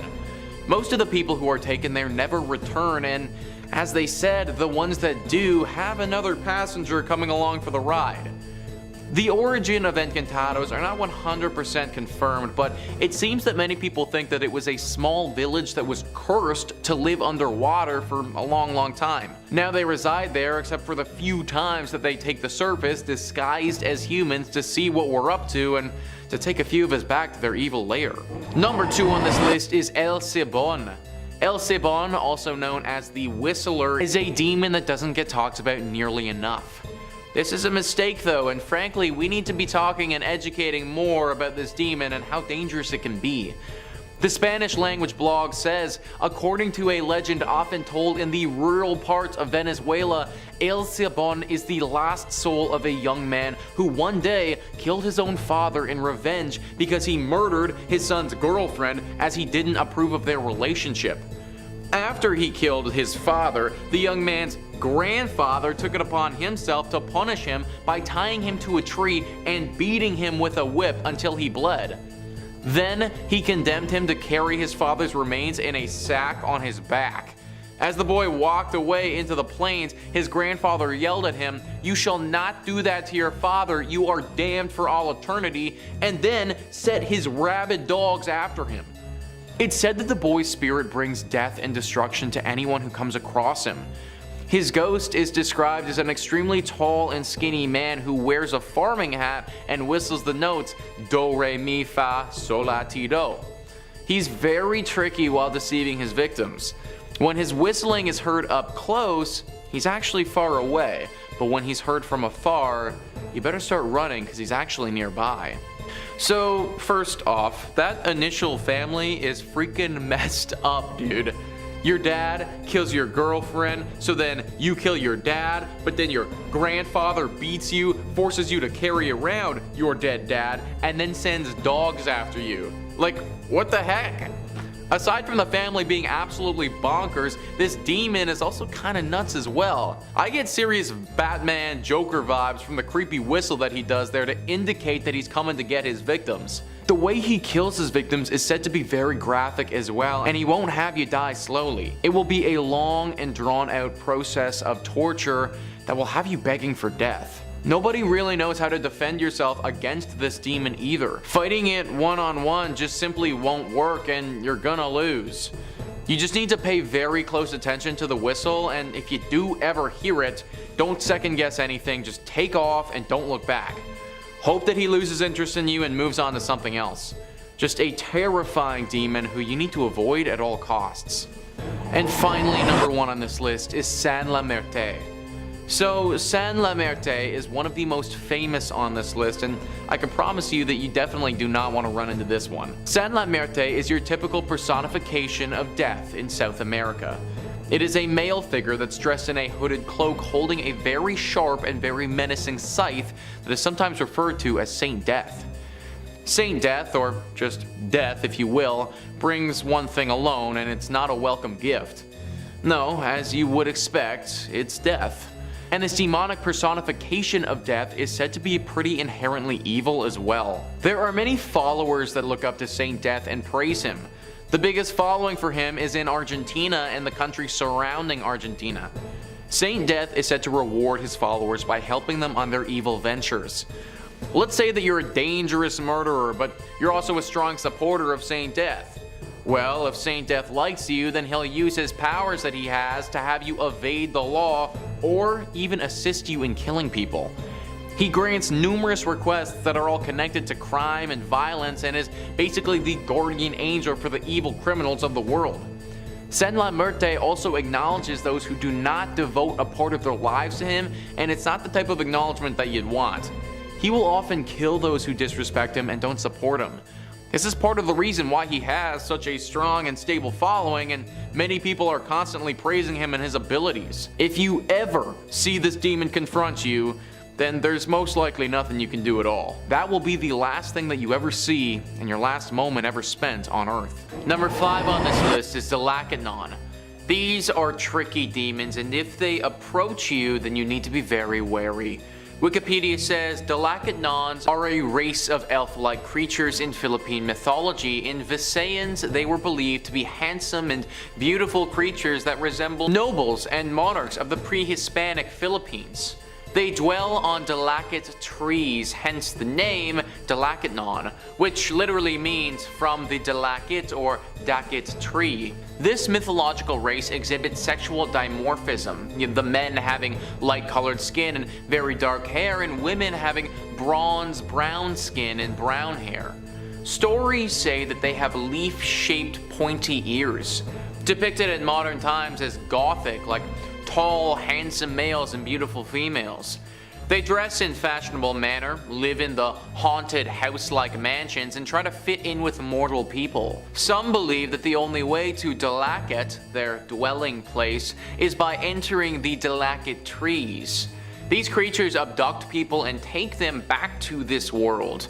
They hold a feast for their victims and force them to eat the black rice that then puts them under their spell, making them their slaves. So that sounds like the actual worst. You get taken to their mystical land and then forced to eat this rice, which, I mean, I can only imagine is gonna be something really gross, because then it makes you their slave. My question is, what the hell does becoming their slave even entail? Like, what is this world that I now live in, and what is it that I have to do here? I guess I'm in some evil elf-like hell or something, but that doesn't really sound like a great time. The biggest problem with this is that you need to be super vigilant, or else it's very likely that they could get you. If you don't notice those pointy ears, then that could be game over, guys. Number 4 on this list is the Amalanhig. The Amalanhig are sort of like the Philippines version of a zombie. Myths and folklore says, in the Philippine mythology, the Amalanhig or Maranhig are flightless aswang that came back to life after death. They rise from their grave after failing to pass their power to a relative. Upon rising from the grave, these Amalanhig lurk in the woods and live as bloodsuckers. At night, they go to nearby villages to prey on the residents using their sharp, pointed tongue. Aside from the Amalanhig of Aswang origins, some deceased humans could also turn into Amalanhig. These are people who died with unfinished business or were murdered and came back for revenge. The Amalanhig with unfinished business are relentless in pursuing the persons they have chosen to fulfill their goals. Avenging Amalanhig tickle their victims to death while sucking their life force. According to one legend a long time ago, before the Spaniards came to the Philippines, a chieftain ordered his priestess to create an army of warriors that couldn't be killed. These immortals were created by killing ordinary men and encrusting their bodies with dark soot, putting a strange pebble in their mouths and doing other rituals. After 3 days, they came back to life, but they were mindless, walking corpses corpses that only died after accomplishing their task. They had me right up until I learned that they tickle their victims to death. Like, don't get me wrong, I still do not want to run into something like this, but I guess it's just hard to be scared of something that's gonna tickle me to death. The whole sucking my life force thing, yeah, that sounds like the worst. I don't want any part of that. But tickling? Really? We couldn't have come up with any other way of murdering people, guys? Number 3 on this list is the Pugot. I get serious Stranger Things Demogorgon vibes with this next demon creature. Myths and folklore says, in the Philippine mythology, the Pugot, which translates to the decapitated one, is a mythical fiend that's found in the Ilocos region. It can assume various shapes such as hogs, dogs, or even as humans. However, it usually appears as a black, gigantic, headless being. The creature usually resides in dark places or deserted houses. However, they especially like living in trees such as the duhot, santol, and tamarind. Aside from its shape-shifting abilities, the Pugot can also move at great speeds, feeding on snakes and insects that it finds among the trees. It feeds by thrusting food through its neck stump. Although terrifying, the Pugot is relatively harmless. However, the creature is fond of women's underwear and steals them when they're being dried on a clothesline. The Pugot is also found in the Il Fuego myth Tulod Nimputo, the self-beheaded, where he appears to the human hero. He was fed by the hero with chopped chicken meat that was mixed with blood. So I guess the good thing about this is that even though it has incredible power and speed and could be super dangerous, it chooses not to be. Well, unless you're a pair of ladies' underwear, in which case you might be in for it. Actually though, what is up with these Philippines demons? They're just kind of plain creepy, guys. Like, we had the tickle zombie and now we have the headless Demogorgon panty thief. I swear that this legend was just made up by like some super weird guy just as an excuse for why their neighbor's underwear kept going missing. Number 2 on this list is the Bati Bat. This is a very dangerous demon and one that you do not want to piss off. Myths and folklore says in the Philippine mythology, the Bati Bat or Bangungot is a vengeful demon found in Ilocano folklore. These demons were blamed as the cause of the fatal nocturnal disease called Bangungot. They usually come in contact with humans when the tree that they reside in is felled and made into a support post for a house. This causes them to migrate into holes found in the post. The Bati Bat forbids humans from sleeping near its post. When a person does sleep near it, the Bati Bat transforms to its true form and then attacks that person. It sits upon the chest of its victim until he suffocates. To ward off the Bati Bat, one should bite one's thumb or wiggle one's toes. In this way, the person will awaken from the nightmare induced by the Bati Bat. Once again, guys, we just have one of the scariest demons here with also the weirdest caveat attached to it. To ward this thing off, we need to wiggle our toes? Like, are you actually kidding me? I mean, at least this one doesn't steal panties, I guess, so, I mean, that's a thing. Also, this one, unlike some of the others, is actually very deadly. You could easily die from this thing if you're unable to wiggle your toes, which would actually be rather hard considering you're going to be asleep when this thing attacks, you know, so it could be game over. I could totally see how if I was living in the Philippines, this thing would be one of my biggest fears. Like, I would exclusively be living in like a brick house or something. No wooden posts for me. And finally, number 1 on this list is the Ek. This one had to be number 1, and when you hear what it does and how it operates, you'll understand why. Wikipedia says in Philippine mythology, Ek are bird-like human creatures. They are winged humans who search for victims at night. They hunger for flesh and blood. They're usually described as flying creatures that look like the Menangle but are unable to divide or split their body in the way that that one does. The Ek is also associated with the Walk because of some similar characteristics. The only difference between a Walk and Ek is that Ek has a bird-like bill whereas the Walk has none. The Ek can transform into a huge bird or bat at night to prowl in the form of. Similar to the Menangle, the Ek looks for sleeping pregnant women. Then it extends a very long proboscis into the womb and kills the fetus by draining its blood. It's said that while this is taking place, a Ek sound is often heard. The Ek fools people into thinking that it's far off in the distance by producing a faint sound when it's actually really near. What the actual heck, guys? Most of these other demons are derpy dudes looking for underwear and tickles, but this thing? This is for real. Fetuses and blood draining and just, no, I don't want it. How on earth does the Philippines grow in population with these things roaming around? I'd be too scared of having this thing come attack in the middle of the night. And tons of people feel the same way.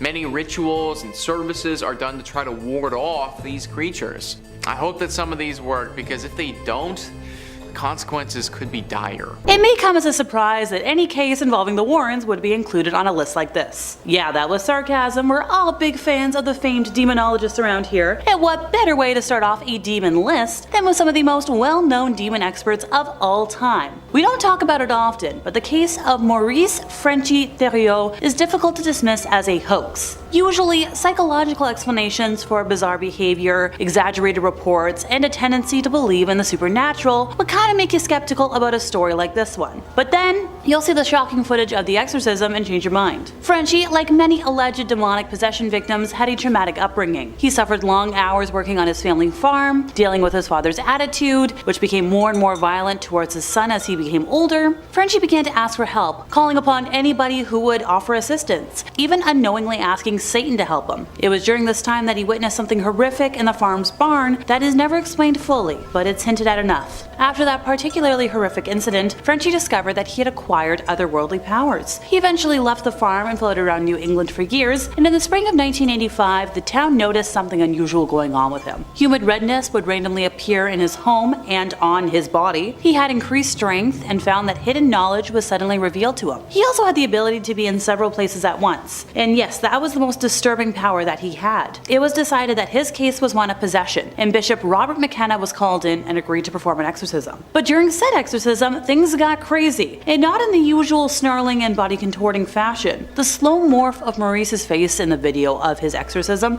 is extremely disturbing, and the footage is only recommended for a mature audience, by the way. Off-screen, boil eruptions appeared on his skin, and even crosses appeared all over his body. But the clip that we have just oozes evil, and has convinced many skeptics that Frenchie was really possessed by a demon. Given that this case occurred in the mid-1980s, many years before the sophisticated CGI technology we have today, this footage might just be the creepiest unexplained event ever recorded. Sadly, 7 years later, Theriault, his wife, and then himself. His sister denounced the possession as a sham, saying he faked the tears and the speaking Latin backwards, but Lorraine Warren was like, it was no fake. Ed added, like, if it was mental illness or a fake, why did tables rise off the floor? We put him in a hospital for 6 weeks and the doctors couldn't explain it. This next Facebook video is perplexing, if not frightening. When you see the footage taken on Vivian Gomez's security camera, you're gonna find yourself saying what the heck along with her. So in the video that we have, you can see a short, kind of jovial figure, a scrawny frame on weak legs, gallivanting along with no reservations. This thing looks like a cross between an elf, a goblin, an alien, and a lot of folks have made comparisons to Dobby. I think that's the character's name from the Harry Potter series. So Vivian awoke one Sunday morning in 2019 and checked her monitor for any activity patterns from the night before, because gotta check your security cameras. And at first she saw a shadow falling across the front door near the camera that kind of got the figure, and moments later you saw the figure casually skipping around the driveway, doing what many spectators refer to as the chicken dance. The description included with the post states, so I woke up Sunday morning and saw this on my camera and I'm trying to figure out like what the heck. First I saw the shadow walking from my front door, then I saw this thing. Has anyone else seen this on their cameras? The other two cameras didn't pick it up for some reason. So the video, which has since been dubbed the Dobby video due to the figure's resemblance to the character that we mentioned earlier, has gone viral with over 180,000 shares and almost 16 million views on Facebook alone. According to an article in USA Today and several comments on the Facebook thread, some people suspect that the video might be doctored. Well, others say that maybe it was a puppet, but Gomez insists it's real. She's been quoted as saying, look, if anyone tested it or whatever they do, it would confirm it's not altered. Ghostly photos are pretty common on social media. Ditto for video. But then you look at Richard Christensen's undeniably unsettling media, and this was captured on January 1st, 2017 in Phoenix, Arizona. He's like, what the hell do you see in this for reals? Anybody? The post has since been deleted, but thank you Internet Archives. Well, he didn't take a guess at what he saw. The internet was all over it. His post prior to it being deleted had been shared like 90,000 times, had 10,000 comments. People were pretty active about this. It shows what appears to be either an evil angel or gargoyle strolling an empty street. And in the comments, a lot of folks were like, is this good? Is this bad? Is it angel? Is it demon? Some folks thought it might have been proof of the elusive Mothman. A few rational voices tried to speak up. They were like, hey, maybe it's a palm tree. But a lot of folks are like, no, this is something supernatural, possibly demonic. A video that has garnered over 2 million views has caught the attention of the mainstream media and paranormal skeptics. So in this next video, posted on YouTube by user Gamma Mori back in 2013, shows a man in a hoodie being attacked and dragged by a dark entity, possibly a ghost or a demon, in a hallway security camera. The poster says, I love how people claim the video is fake right away, just because they think that ghosts aren't real. Well, maybe the guy who was pushed down the video and dragged halfway down the hall didn't think ghosts were real until the encounter. Yes, we do have a couple of skeptics stepping forward being like, They're like, stop the video at exactly 49 seconds. You're gonna see he's detaching something from his leg. I'm 100% sure of it. Also, this is why the apparition doesn't have any reflection. The way he starts down the hall looks like acting. Like, have you never walked dramatically down a hallway? Thankfully, other people agree with me. One commenter said, I have seen plenty of these shadow people. I had one right in front of me the other day when I got out of the bath. Never been so scared. So take that, doubters. And finally for today, a Hawaiian runner said she was left with literal goosebumps after unknowingly encountering an alleged demon during a grueling race in Hawaii, as seen in a spine-tingling video. She wrote in a blog post earlier this year saying, to this day, we still don't know what it was. An avid runner since high school, Kay Borlis, the art director and designer, specializes in ultramarathons, defined as any run longer than 26 miles. This particular incident allegedly occurred in January of 2019, while Kay was competing in the Hurt 100-mile race, which is a grueling 20-mile loop through Honolulu's Mocha trails that participants run 5 times. Now this race is especially brutal due to the numerous obstacles, including thick mud-caked routes, numerous water crossings, cliffs, steep rocky inclines. The competition was going swimmingly, pun intended, until Kay injured her foot during her second to last lap and had to pull out of the race, marking the first time she'd ever done so in her career. And that's when things took a turn for the terrifying. After getting home and regrouping, her racing partner, pacing partner, Cassie, sent a bunch of photos from the race to like a group chat. Well, shortly thereafter, Cassie received a text about one of the moving photos, so like a live photo, which depicted a dark figure dressed in a cloak that was moving past her while she was running. This is according to the blog. Accompanying footage shows Kay jogging alongside the shady jungle trail. And then all of a sudden you get this shadowy entity emerging from the foliage and walking right past her. But neither of the ladies saw any person on that strip of trail. The reason why nobody was on that part of the trail is because all runners had to run in a clockwise direction, and tourists weren't out that early. The gals didn't see anybody for hours while running together. So they're like, okay, they're positive there was nobody there. Alarmed, Kay did do some digging about the area, and that's where they found the local legend claiming that the region is roamed by a lot of spirits. They're called night marchers. According to Honolulu magazine, these rainforest creatures supposedly traveled at night to protect people, so sacred that the common man was never allowed to look at them. Breaking that rule meant death. If found in the path of one of these creatures, mortals should, be nude, lie face down to avoid looking at them. Folklore dictates that if you were to urinate on yourself, that also might help keep you alive, and also if you share like a direct descendant line with any of these specters in the procession. So Kay's lucky she didn't spot the alleged forest spirit until after the fact. After uploading the photos to social media, the cross-country competitor was swarmed by haters, who called her and Cassie a lot of mean names. Some folks even accused her of doctoring the image, and other people were like, no, it's just a crazy person on the trail. But Kay is adamant. She saw something out of the ordinary. She's like, we have the photos, and the live photo as evidence of something. She plans to return and complete the ultramarathon, by the way. Hopefully she doesn't run into anything this time. A Canadian nature lover's attempt to capture wildlife on camera backfired very terrifyingly after she inadvertently documented what appeared to be nude witches eating an animal carcass at night right by her house. She's like, I don't know what the heck was up with that. Her name is Cornea Stanhope, and she told Kennedy News of the spine-tingling sight. She's like, it really freaked us out. It's not something you see every day. The Powell River native had reportedly been riding one of her horses when she came across a dead deer in her garden. While most folks might have turned their nose up at the sight, the mother and her grandpa Bob, 76, decided to set up a camera to see if it would attract any critters, just for funsies. Well, the next day she checks in, and grandpa said he'd gotten nude people on camera, and she's like, no you didn't, BS. So we showed her. Well, these bone-chilling photos, taken just after sunset, showed 2 disheveled-looking women with long black hair obscuring their faces, squatting over the dead deer and appearing to dine on its remains. The wicked hungry pair are completely in the nude, minus what looks like loincloths over their nether regions, in what looks like found footage horror film-esque sort of photos. It looks like they have wigs on, said Stanhope. One looks like she has maybe blonde hair underneath. She's like, you can't really tell from the photos, but the hoof was brought right up to her mouth. Our poor witness said she wasn't wasn't sure if the so-called witches were kissing it, smelling, or eating it, but she was nevertheless sickened by the ritual, given the amount of bacteria that was probably on the decaying carcass. She said she was especially creeped out because the impromptu cuddling session occurred only 2 minutes from her house. She's like, I was concerned about them messing with my horses at night. Apparently the horses always get really spooked and unnerved around that area, and horses are pretty prone to being able to be in tune with things. She said, I thought they imagined stuff at first, so she didn't think anything of it, but now she believes them. Social media seemed concerned that the Canadian had witnessed witches, a local cult, or some other malevolent entity performing a demonic ritual. This is actually terrifying, commented one viewer. Well, another was like, that's an S-walker. They look humans, so you come up to them, and once you do, you're gone. And that's basically a walking demon from hell, said a third. If you hear screaming, stay inside, get a weapon, leave it alone. Some commenters suggested they were part of some, demonic cult, and I believe them. Back in 2021, Australia's ABC network was playing a routine news telecast when the anchor was taken by surprise as an unexpected satanic clip played during a switch of visuals. The anchor in question, Yvonne Young, was presenting a story about Queensland's proposal to make killing of police horses or dogs a criminal offense. Her narration was visually cut by a frame of 3 officers walking, then it pans back to her. Pretty typical, right? Well, a few seconds later, her narration once again gets interrupted by a change of visuals, but this time the network played a satanic ritual on screen during the live telecast. In that scene of just a few seconds, a man can be seen standing in a black robe. Another person is seen standing beside the robe-clad person, and then there's somebody seen sitting next to a keyboard. There's also an upside-down cross in one corner of the room. The whole clip of the satanic ritual played for only a couple of seconds, but was caught by another media house. Also, the man in the black robe can be heard saying, "Hail Satan." The producers realized the mistake and immediately cut the feed, bringing the anchor back on screen. Poor thing stayed silent for a couple of seconds, then quickly started introducing another story, kind of awkwardly. But can you blame her? Some folks believe the people from the visual were members of the Noosa Temple of Satan that at the time was protesting against Queensland's education department regarding religious instruction classes in schools. Meanwhile, the temple themselves retweeted the clip with the caption saying, "Satan works in mysterious ways. I don't want to know."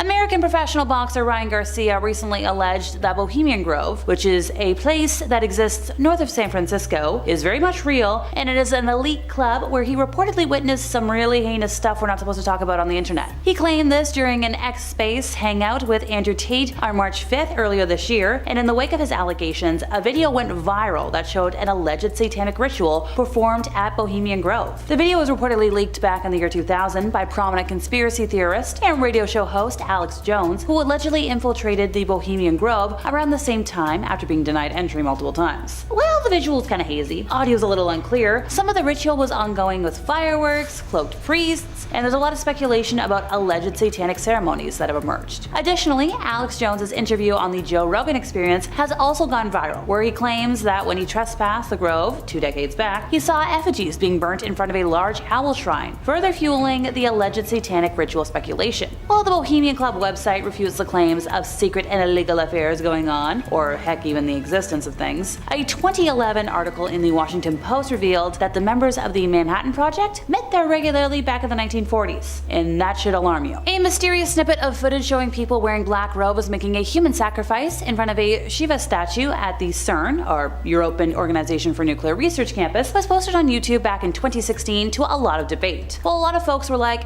it's fake, it's staged. It's been confirmed that the video was indeed filmed at the CERN campus, and these cloaked figures are allegedly CERN researchers performing a satanic human sacrifice at the Large Hadron Collider. So CERN is a highly protected, restricted area with a lot of security gates and CCTV cameras. Another mysterious piece of information is the man who was filming the incident. Despite him freaking out seeing the alleged sacrifice, his reflection on the window pane shows he was wearing the same cloak as everybody else. Creepy. Finally for today, Python cowboy Mike Kimmel appeared on the Joe Rogan Experience podcast on August 11th of last year to share a crazy story about stumbling across what looked to be the aftermath of a ritual deep in the Everglades. So he was hunting invasive pythons at the time. And by the way, if you scroll his Instagram long enough, you're gonna see videos of him rescuing raccoons, saving law-abiding alligators from python death grips. He knows what he's talking about. Some of his posts border on full-blown PDA for his hunting dogs. He also shares pictures from guided hunts with clients. He's the real deal. However, his strangest post of all is about the the time he came across some peculiar litter around an infamous abandoned Aerojet rocket test facility one night in April of 2019. Kimmel has spent countless hours chasing invasives around this area of the Everglades, and he had to investigate. First, he says he spotted dolls that had their eyes gored out and inverted crosses across their forehead. Then it turned into Latin graffiti sprayed in red paint and a wooden cross stuck in a giant rock pile. The situation really devolved when he climbed up the rock pile and came across a small scarlet snake wrapped around the neck of yet another doll. This snake was still alive, and it was leaking redness from its rear end. Now, according to him, it's rare to find a snake in this area, and it's really weird that it's wrapped around the doll, and also the whole redness thing. The snake's maybe a foot long. It's tiny. Kimmel said he's caught thousands of snakes in his life. None of them have ever been leaking redness out of their rear like that. By this point, he's a little freaked out. Dolls with no eyeballs and a little graffiti is one thing, but a live animal in anguish takes this beyond any kind of silly prank. He said as he was leaving that rock pile, there was a huge spray-painted phrase on the asphalt, maybe 50 feet long, and it was translated to, "He's watching, turn around, run, hide." So he moved further into the main building of the complex, and the more he investigated, the weirder it got. He found a 50-foot spray-painted pentagram with a 3-legged chair in the middle, with a big red stain, like something was sacrificed there. On the walls there were more Latin sayings with upside-down crosses. In another room there was a little nightgown, and he thinks it was spray-painted red, but it was supposed to look like it was covered in bad fluids. There was a lot of phrases on the wall that were talking about sacrificing a human to the devil, and in one of the rooms that he couldn't gain access to, he could tell through a busted-out window that there was a sleeping bag in there, something stuffed inside, and that's when he was like, "I'm out of here." Later on, when he got home, he started researching the facility. The man who built it was named Marvel Jack Whiteside Parsons, a Caltech rocket scientist and the co-founder, obviously. He was a known Thelemite occultist, meaning he practiced the Thelema spiritual philosophy and new religion founded in the early 1900s. Now, this isn't directly linked to Satanism, but he was known to conduct rituals summoning goddesses with Scientology founder Ron Hubbard. Enough said. First up, we have Incubus. This dark demon is said to take on the appearance of a male human who tries to impregnate unsuspecting women while they are asleep. Now, the goal of Incubus is to use his unsuspecting victims to birth demons and witches in order to create more servants of hell and devil worshippers. The word incubus is actually derived from the Latin language and directly translates to nightmare. So keeping that in mind, it only makes sense that this demon would appear in the shadows of the night to prey on his victims. It is not known how many dark beings Incubus could have fathered, but it is believed that the famous magician Merlin was actually created by Incubus. Many people believe that Merlin would actually spread dark magic in the towns that he traveled to while he was under the demon's control. Now, some people also believe that this demon has actually been summoned through a Ouija board on multiple occasions. There are many stories that people find their partners alone in bed doing some unspeakable acts by themselves. It also appears that any woman who has been a victim of Incubus has no recollection of the events that led to their eventual pregnancy. And once a Ouija board has been used to summon Incubus, it is incredibly hard to get rid of him. This is not as simple as opening a door and kicking someone out of your house when you want them to leave. Some of the oldest tricks that were used in the medieval era include covering your bed in black salt and burning special types of incense that Incubus really doesn't like. So unless you want to have a very disgusting visitor arrive in your home, the Incubus is one demon you should never activate with a Ouija board. So do you believe that Ouija boards are as dangerous as people claim? Give us your thoughts in the comments down below as we check out some more demons. Next up is Beelzebub. This demon is viewed as many different things by many different people, which brings up the possibility that it could be a real-life shapeshifter. Now, most demons have a clear goal that they want to achieve, and they have various ways of manipulating their victims in order to obtain what they want. Beelzebub loosely translates to Lord of the Flies, which has led many to believe that this demon could very well take on the appearance of a small insect. However, other stories have described Beelzebub as a large demon that actually commands a huge army of insect-like creatures. It is said that Beelzebub uses its many servants to cause destruction and wreak havoc on Earth through violent attacks. These servants are generally regarded as scum and excrement that are lurking in the deepest depths of the underworld. Some religious figures even believe that these servants are damned souls who are forced to carry out their Lord's dirty work for the rest of eternity. The Catholic Church especially fears Beelzebub, as he is even mentioned in the Bible. The scribes in Mark 3:22 have actually accused Jesus Christ himself of working directly with Beelzebub. Some believe that the Lord of the Flies wise was banishing evil spirits away from Earth on Jesus' orders so he could gain even more servants. Now, anything that commands an army of evil spirits and has the ability to shapeshift should not be taken lightly. Summoning Beelzebub with a Ouija board can enrage the demon and cause it to take over your day-to-day life. There have been reports of Beelzebub appearing in homes as a large dark mass that is most active at night. Other smaller paranormal events are likely the work of his minions, but this is one demon you do not want to mess around with. After that, we have Antoine Gay. This one may not sound as terrifying as a traditional demon,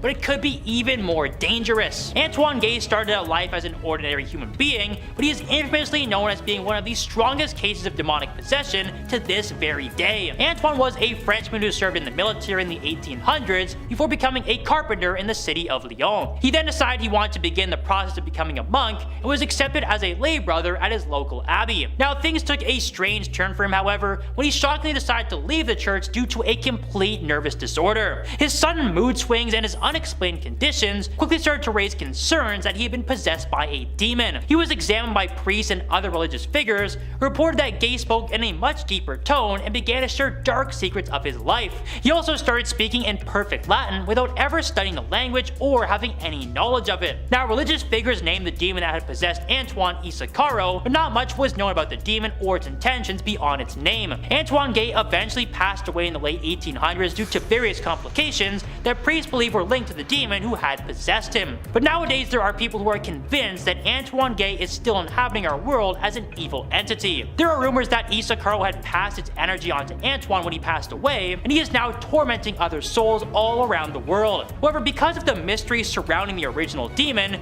no one is really sure how to stop it. Ouija boards are likely the easiest way to summon it, but there is no reason why anyone should even attempt to do that. Next on our list is Baphomet. This demon is another direct servant of Satan who was mentioned in texts as far back as the 11th century. He is described as a large winged beast with a goat head and a human-like body. Many paintings also show the words dissolve and coagulate tattooed on the demon's arms. Now, this seems a little strange at first until you realize the main purpose of this demonic figure. Many believe that Satan had originally summoned Baphomet to destroy religion from the inside out. He would manipulate humans on Earth to carry out some evil deeds and spread the word that religion was very bad for the soul. Of course, Baphomet needed a large following of loyal servants who would help him in his quest, and he didn't have a tough time finding them. The infamous Knights Templar that existed between the 12th and 14th centuries were apparently the main followers and direct servants of Baphomet. They would supposedly carry out all sorts of anti-Catholic rituals and actions, which included spitting on the cross. While the Knights were technically a military order that was supposedly fighting alongside the Catholic Church,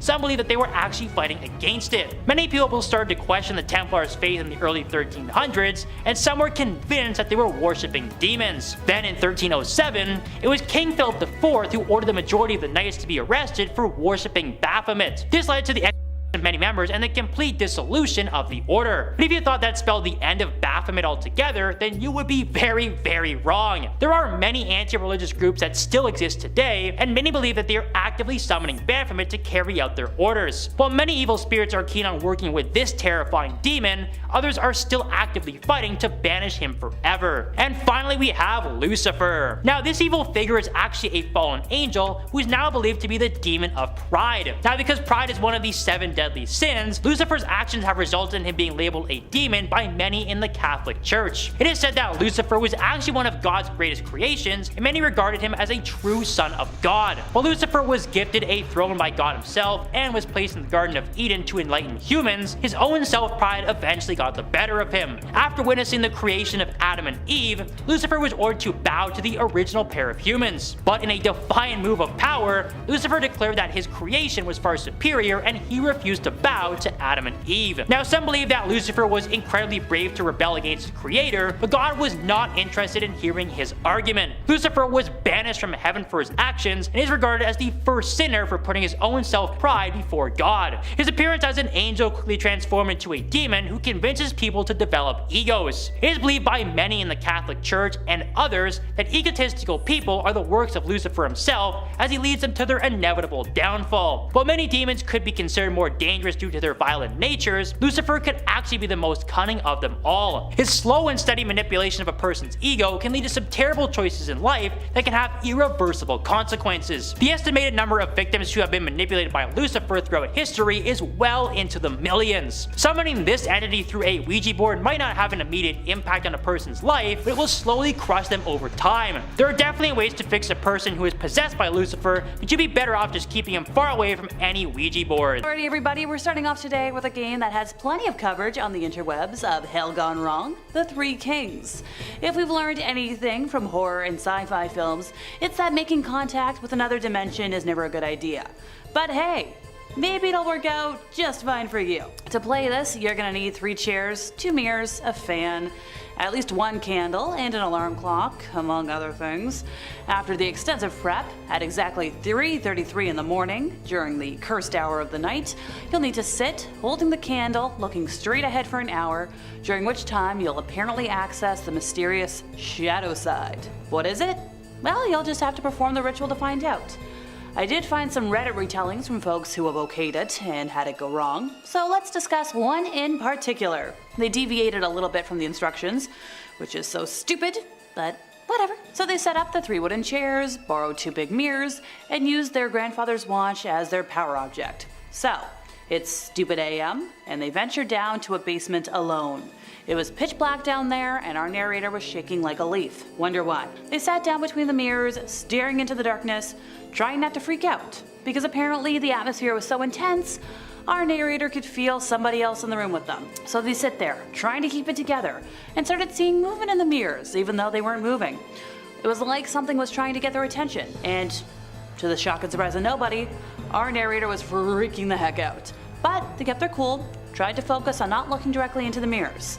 But that's when things get weirder. They started hearing murmuring all around, like people talking in hushed tones, and it was so freaky that our poor player was like, okay, I'm losing my mind. And then they asked if they were alone, and they got some creepy responses, being like, someone who knows, yourself. Which is like, okay, game over. That's when the voices also started saying things that hit way too close to home, stuff about our players' past, deepest fears. It was like they were trying to mess with their head, and well, it worked. At one point, our poor victim felt like something was right behind them, breathing down their neck, and they felt their heart pounding in their chest, and they were like, okay, I want to get the heck out of here. But they were kind of frozen in fear. And then, just when they thought it couldn't get any worse, candle went out. The player tried to relight it, but it wouldn't catch, and they were sitting there in total darkness. That's when they ran like hell, flipped on the lights, feeling like they just survived a horror movie. Yeah, I'm not surprised, but hard pass never playing that for me. Next up is a game I feel like some of you might know about, the Gallery of Parch. There is a lot of room for error in this one, and apparently one wrong move could be your last. Like your eyes could shrivel up, your nightmares could come to life, your body could burn from the inside. We love spontaneous human combustion, and you could also be sent straight to hell. Well, I'm going there anyways. There's a ton of steps to this ritual, and it begins by stepping into a particular small bar in Perry. You'll be asked in clear and perfect English, what would you like to partake of this glorious night? And no matter what, you gotta answer absinthe. The next question will regard the type, and you gotta say one of 2 things. The stuff that man himself could not bear to take, or the good stuff, the best stuff, whichever one you answer. Whichever one you can remember. If you ask for any other absinthe in any way, you're gonna be plagued by nightmares for 13 days. If you make it that far before sealing your fate, the bartender's gonna say, be sure you handle this with care, this is the finest I have. Now from here you also have a multiple choice situation. Say, word for word, I overestimated my fortitude and I bid you good eve. So that's how you get the heck out of there. Other than that, good luck, go on. So you're gonna be given a glass with a 7-sided rim, with each side twisting ever so delicately around the basin until forming a sleek and simple handle. You're also gonna receive a very, very, very special absinthe spoon in the shape of a key. The holes at the key's top serve as the draining point for the booze to pour over the sugar cube. And of course, an unmarked bottle, stripped long ago of its label, scraps of paper sticking to its sides, covered in the rot of decades past. So the spoon's completely flat, but it has 2 distinct sides, one with a groove along the shaft of the key and one without. So turn the shaft down, so its groove will be face down. Now, if your spoon is the right way up, begin preparing the absinthe as one would. Say cheers to the barkeep, bottoms up, and if you've done it right, the already dim lights are going to go off, darkness is going to consume the bar. Don't be afraid, this is the cue that you've been approved for the exhibit. So eventually, a green floodlight's gonna shine brightly on a door on the far wall. The bar is gonna be bathed in green, the barkeep, Phew, he's gone. So take the spoon and put it into the keyhole of the green lit portal's doorknob. It's gonna fit perfectly, and reach the end of the keyhole with a resounding click.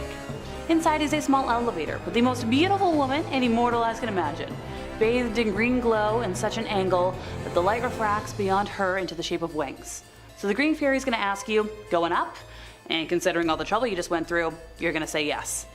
So she's gonna ask, as you cross the line from the bar to the compartment, how would you compare Beauchamp's surrealism to that of, say, René Magritte? And for that you must say, I've come to see more than art tonight. If you don't say that, well, the light's gonna blow out, the doors are gonna slam shut, elevator's gonna plummet through a seemingly infinite blackness before red lights grow brighter, and then, well, you've reached hell. But if you do get through all the hurdles, you say the right thing, you get kissed by a fairy, and you're filled with creative inspiration for the rest of your life.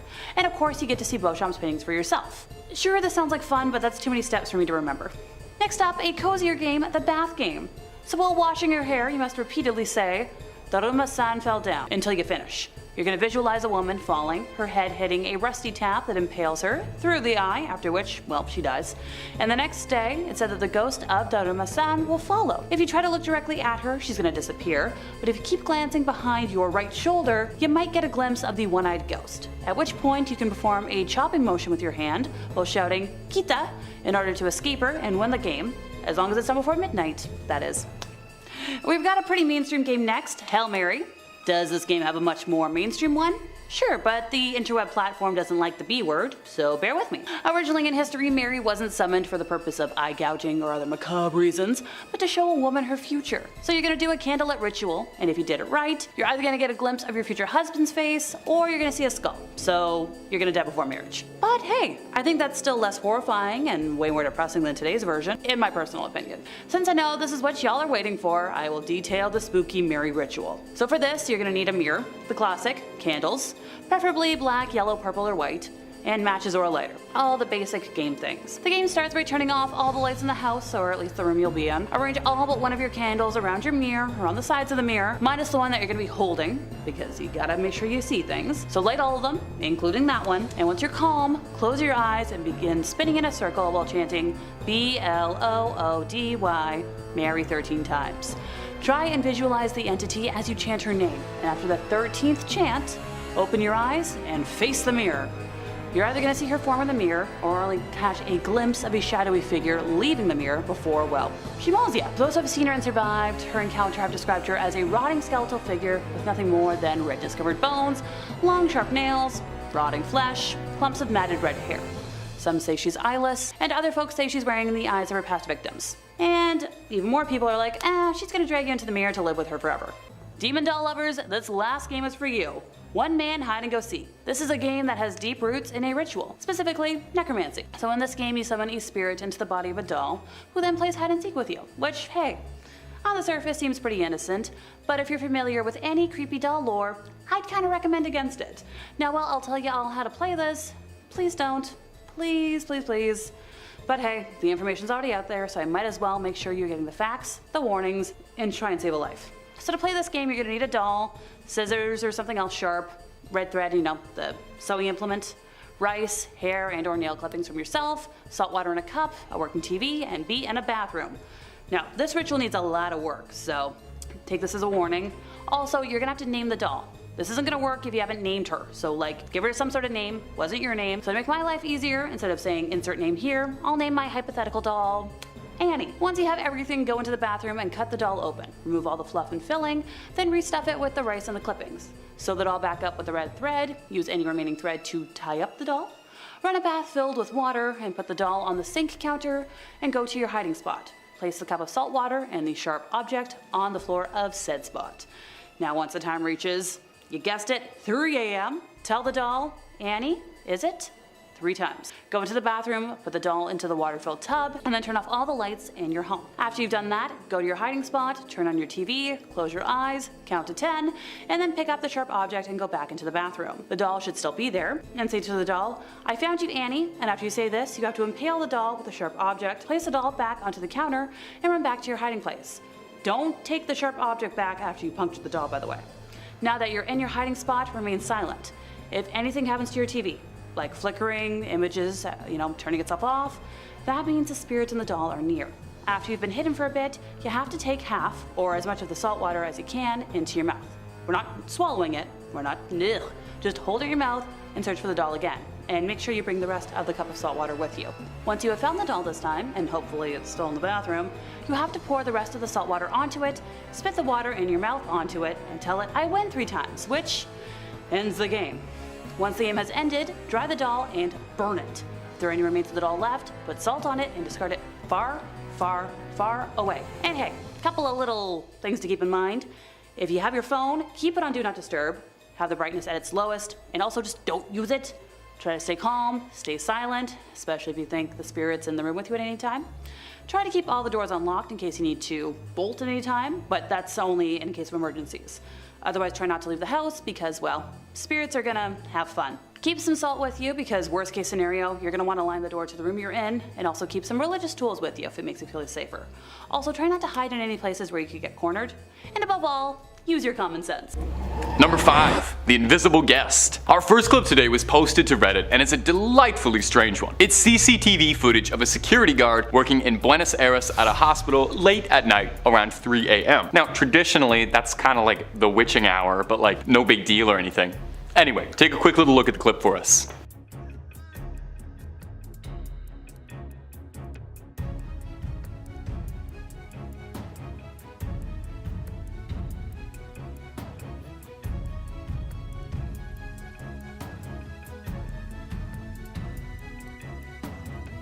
We can see the security guard get up from his desk, clipboard in hand, opening the belt, even going so far as bringing in a wheelchair for this guest who doesn't appear to exist, at least not physically. Watch this clip as many times as you'd like, you'll never see who he's letting in because they just don't seem to exist at all. It's unsettling to say the least. Now let's put on our rational caps and take a look at this. Let's give a little Scully approach. This could just be an extremely bored security guard working the graveyard shift at a hospital doing anything to make himself entertained. I've worked long night shifts by myself and let me tell you, I would do stupid stuff like this all the time just to keep myself entertained. Now the Mulder approach, and that's why we're here, is that this could be any number of supernatural things. A ghost? Some sort of demonic entity possessing the security guard and making him open the door. It's the way the guard does it also routinely, as if he doesn't even realize anything is wrong or, nobody's there, that makes it so unsettling. And I think that's the word for this clip. It's unsettling, it's hard to describe. The clip went fairly viral for its bizarre nature, and the hospital clarified that the guard never registered a patient to enter. So either it was a prank or the demon just didn't have enough ID on it and just waltzed on in.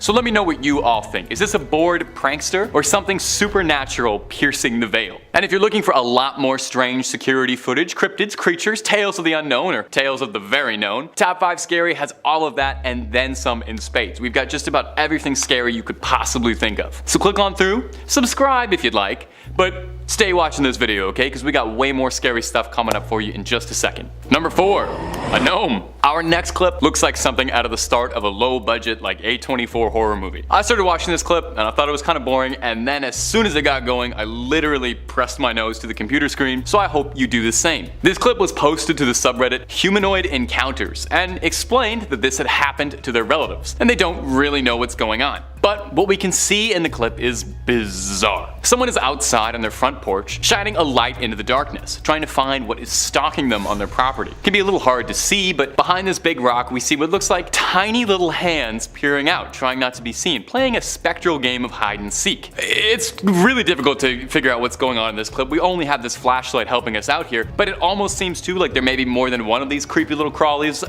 running around back there. The OP who posted the clip originally suggested that these creatures are indigenous folklore of little people, which interestingly is a myth that's surprisingly common across the globe, with cultures in Ireland, Greece, the Philippines, New Zealand, and Indonesia, to name a few, all having local legends about little people or gnomes or elves or things like that, creeping in the night. Don't you worry, that'll come up more later. Now, Scully mode for a second. This could extremely easily be someone's kids being told to play along for a prank, get some views, or even someone just hiding behind a rock playing with a doll, poking it out. The only evidence we have against this really is that the clip looks weird, and OP's word that they swear this is a close family member and wouldn't do this sort of thing. And going through the YouTube channel, you can see it's mostly just family videos, so it does make sense. So what do we think, YouTube comments? Little people creeping around, or is this a tall tale? As like a height pun. I don't know if everybody picked up on that. It's pretty smart.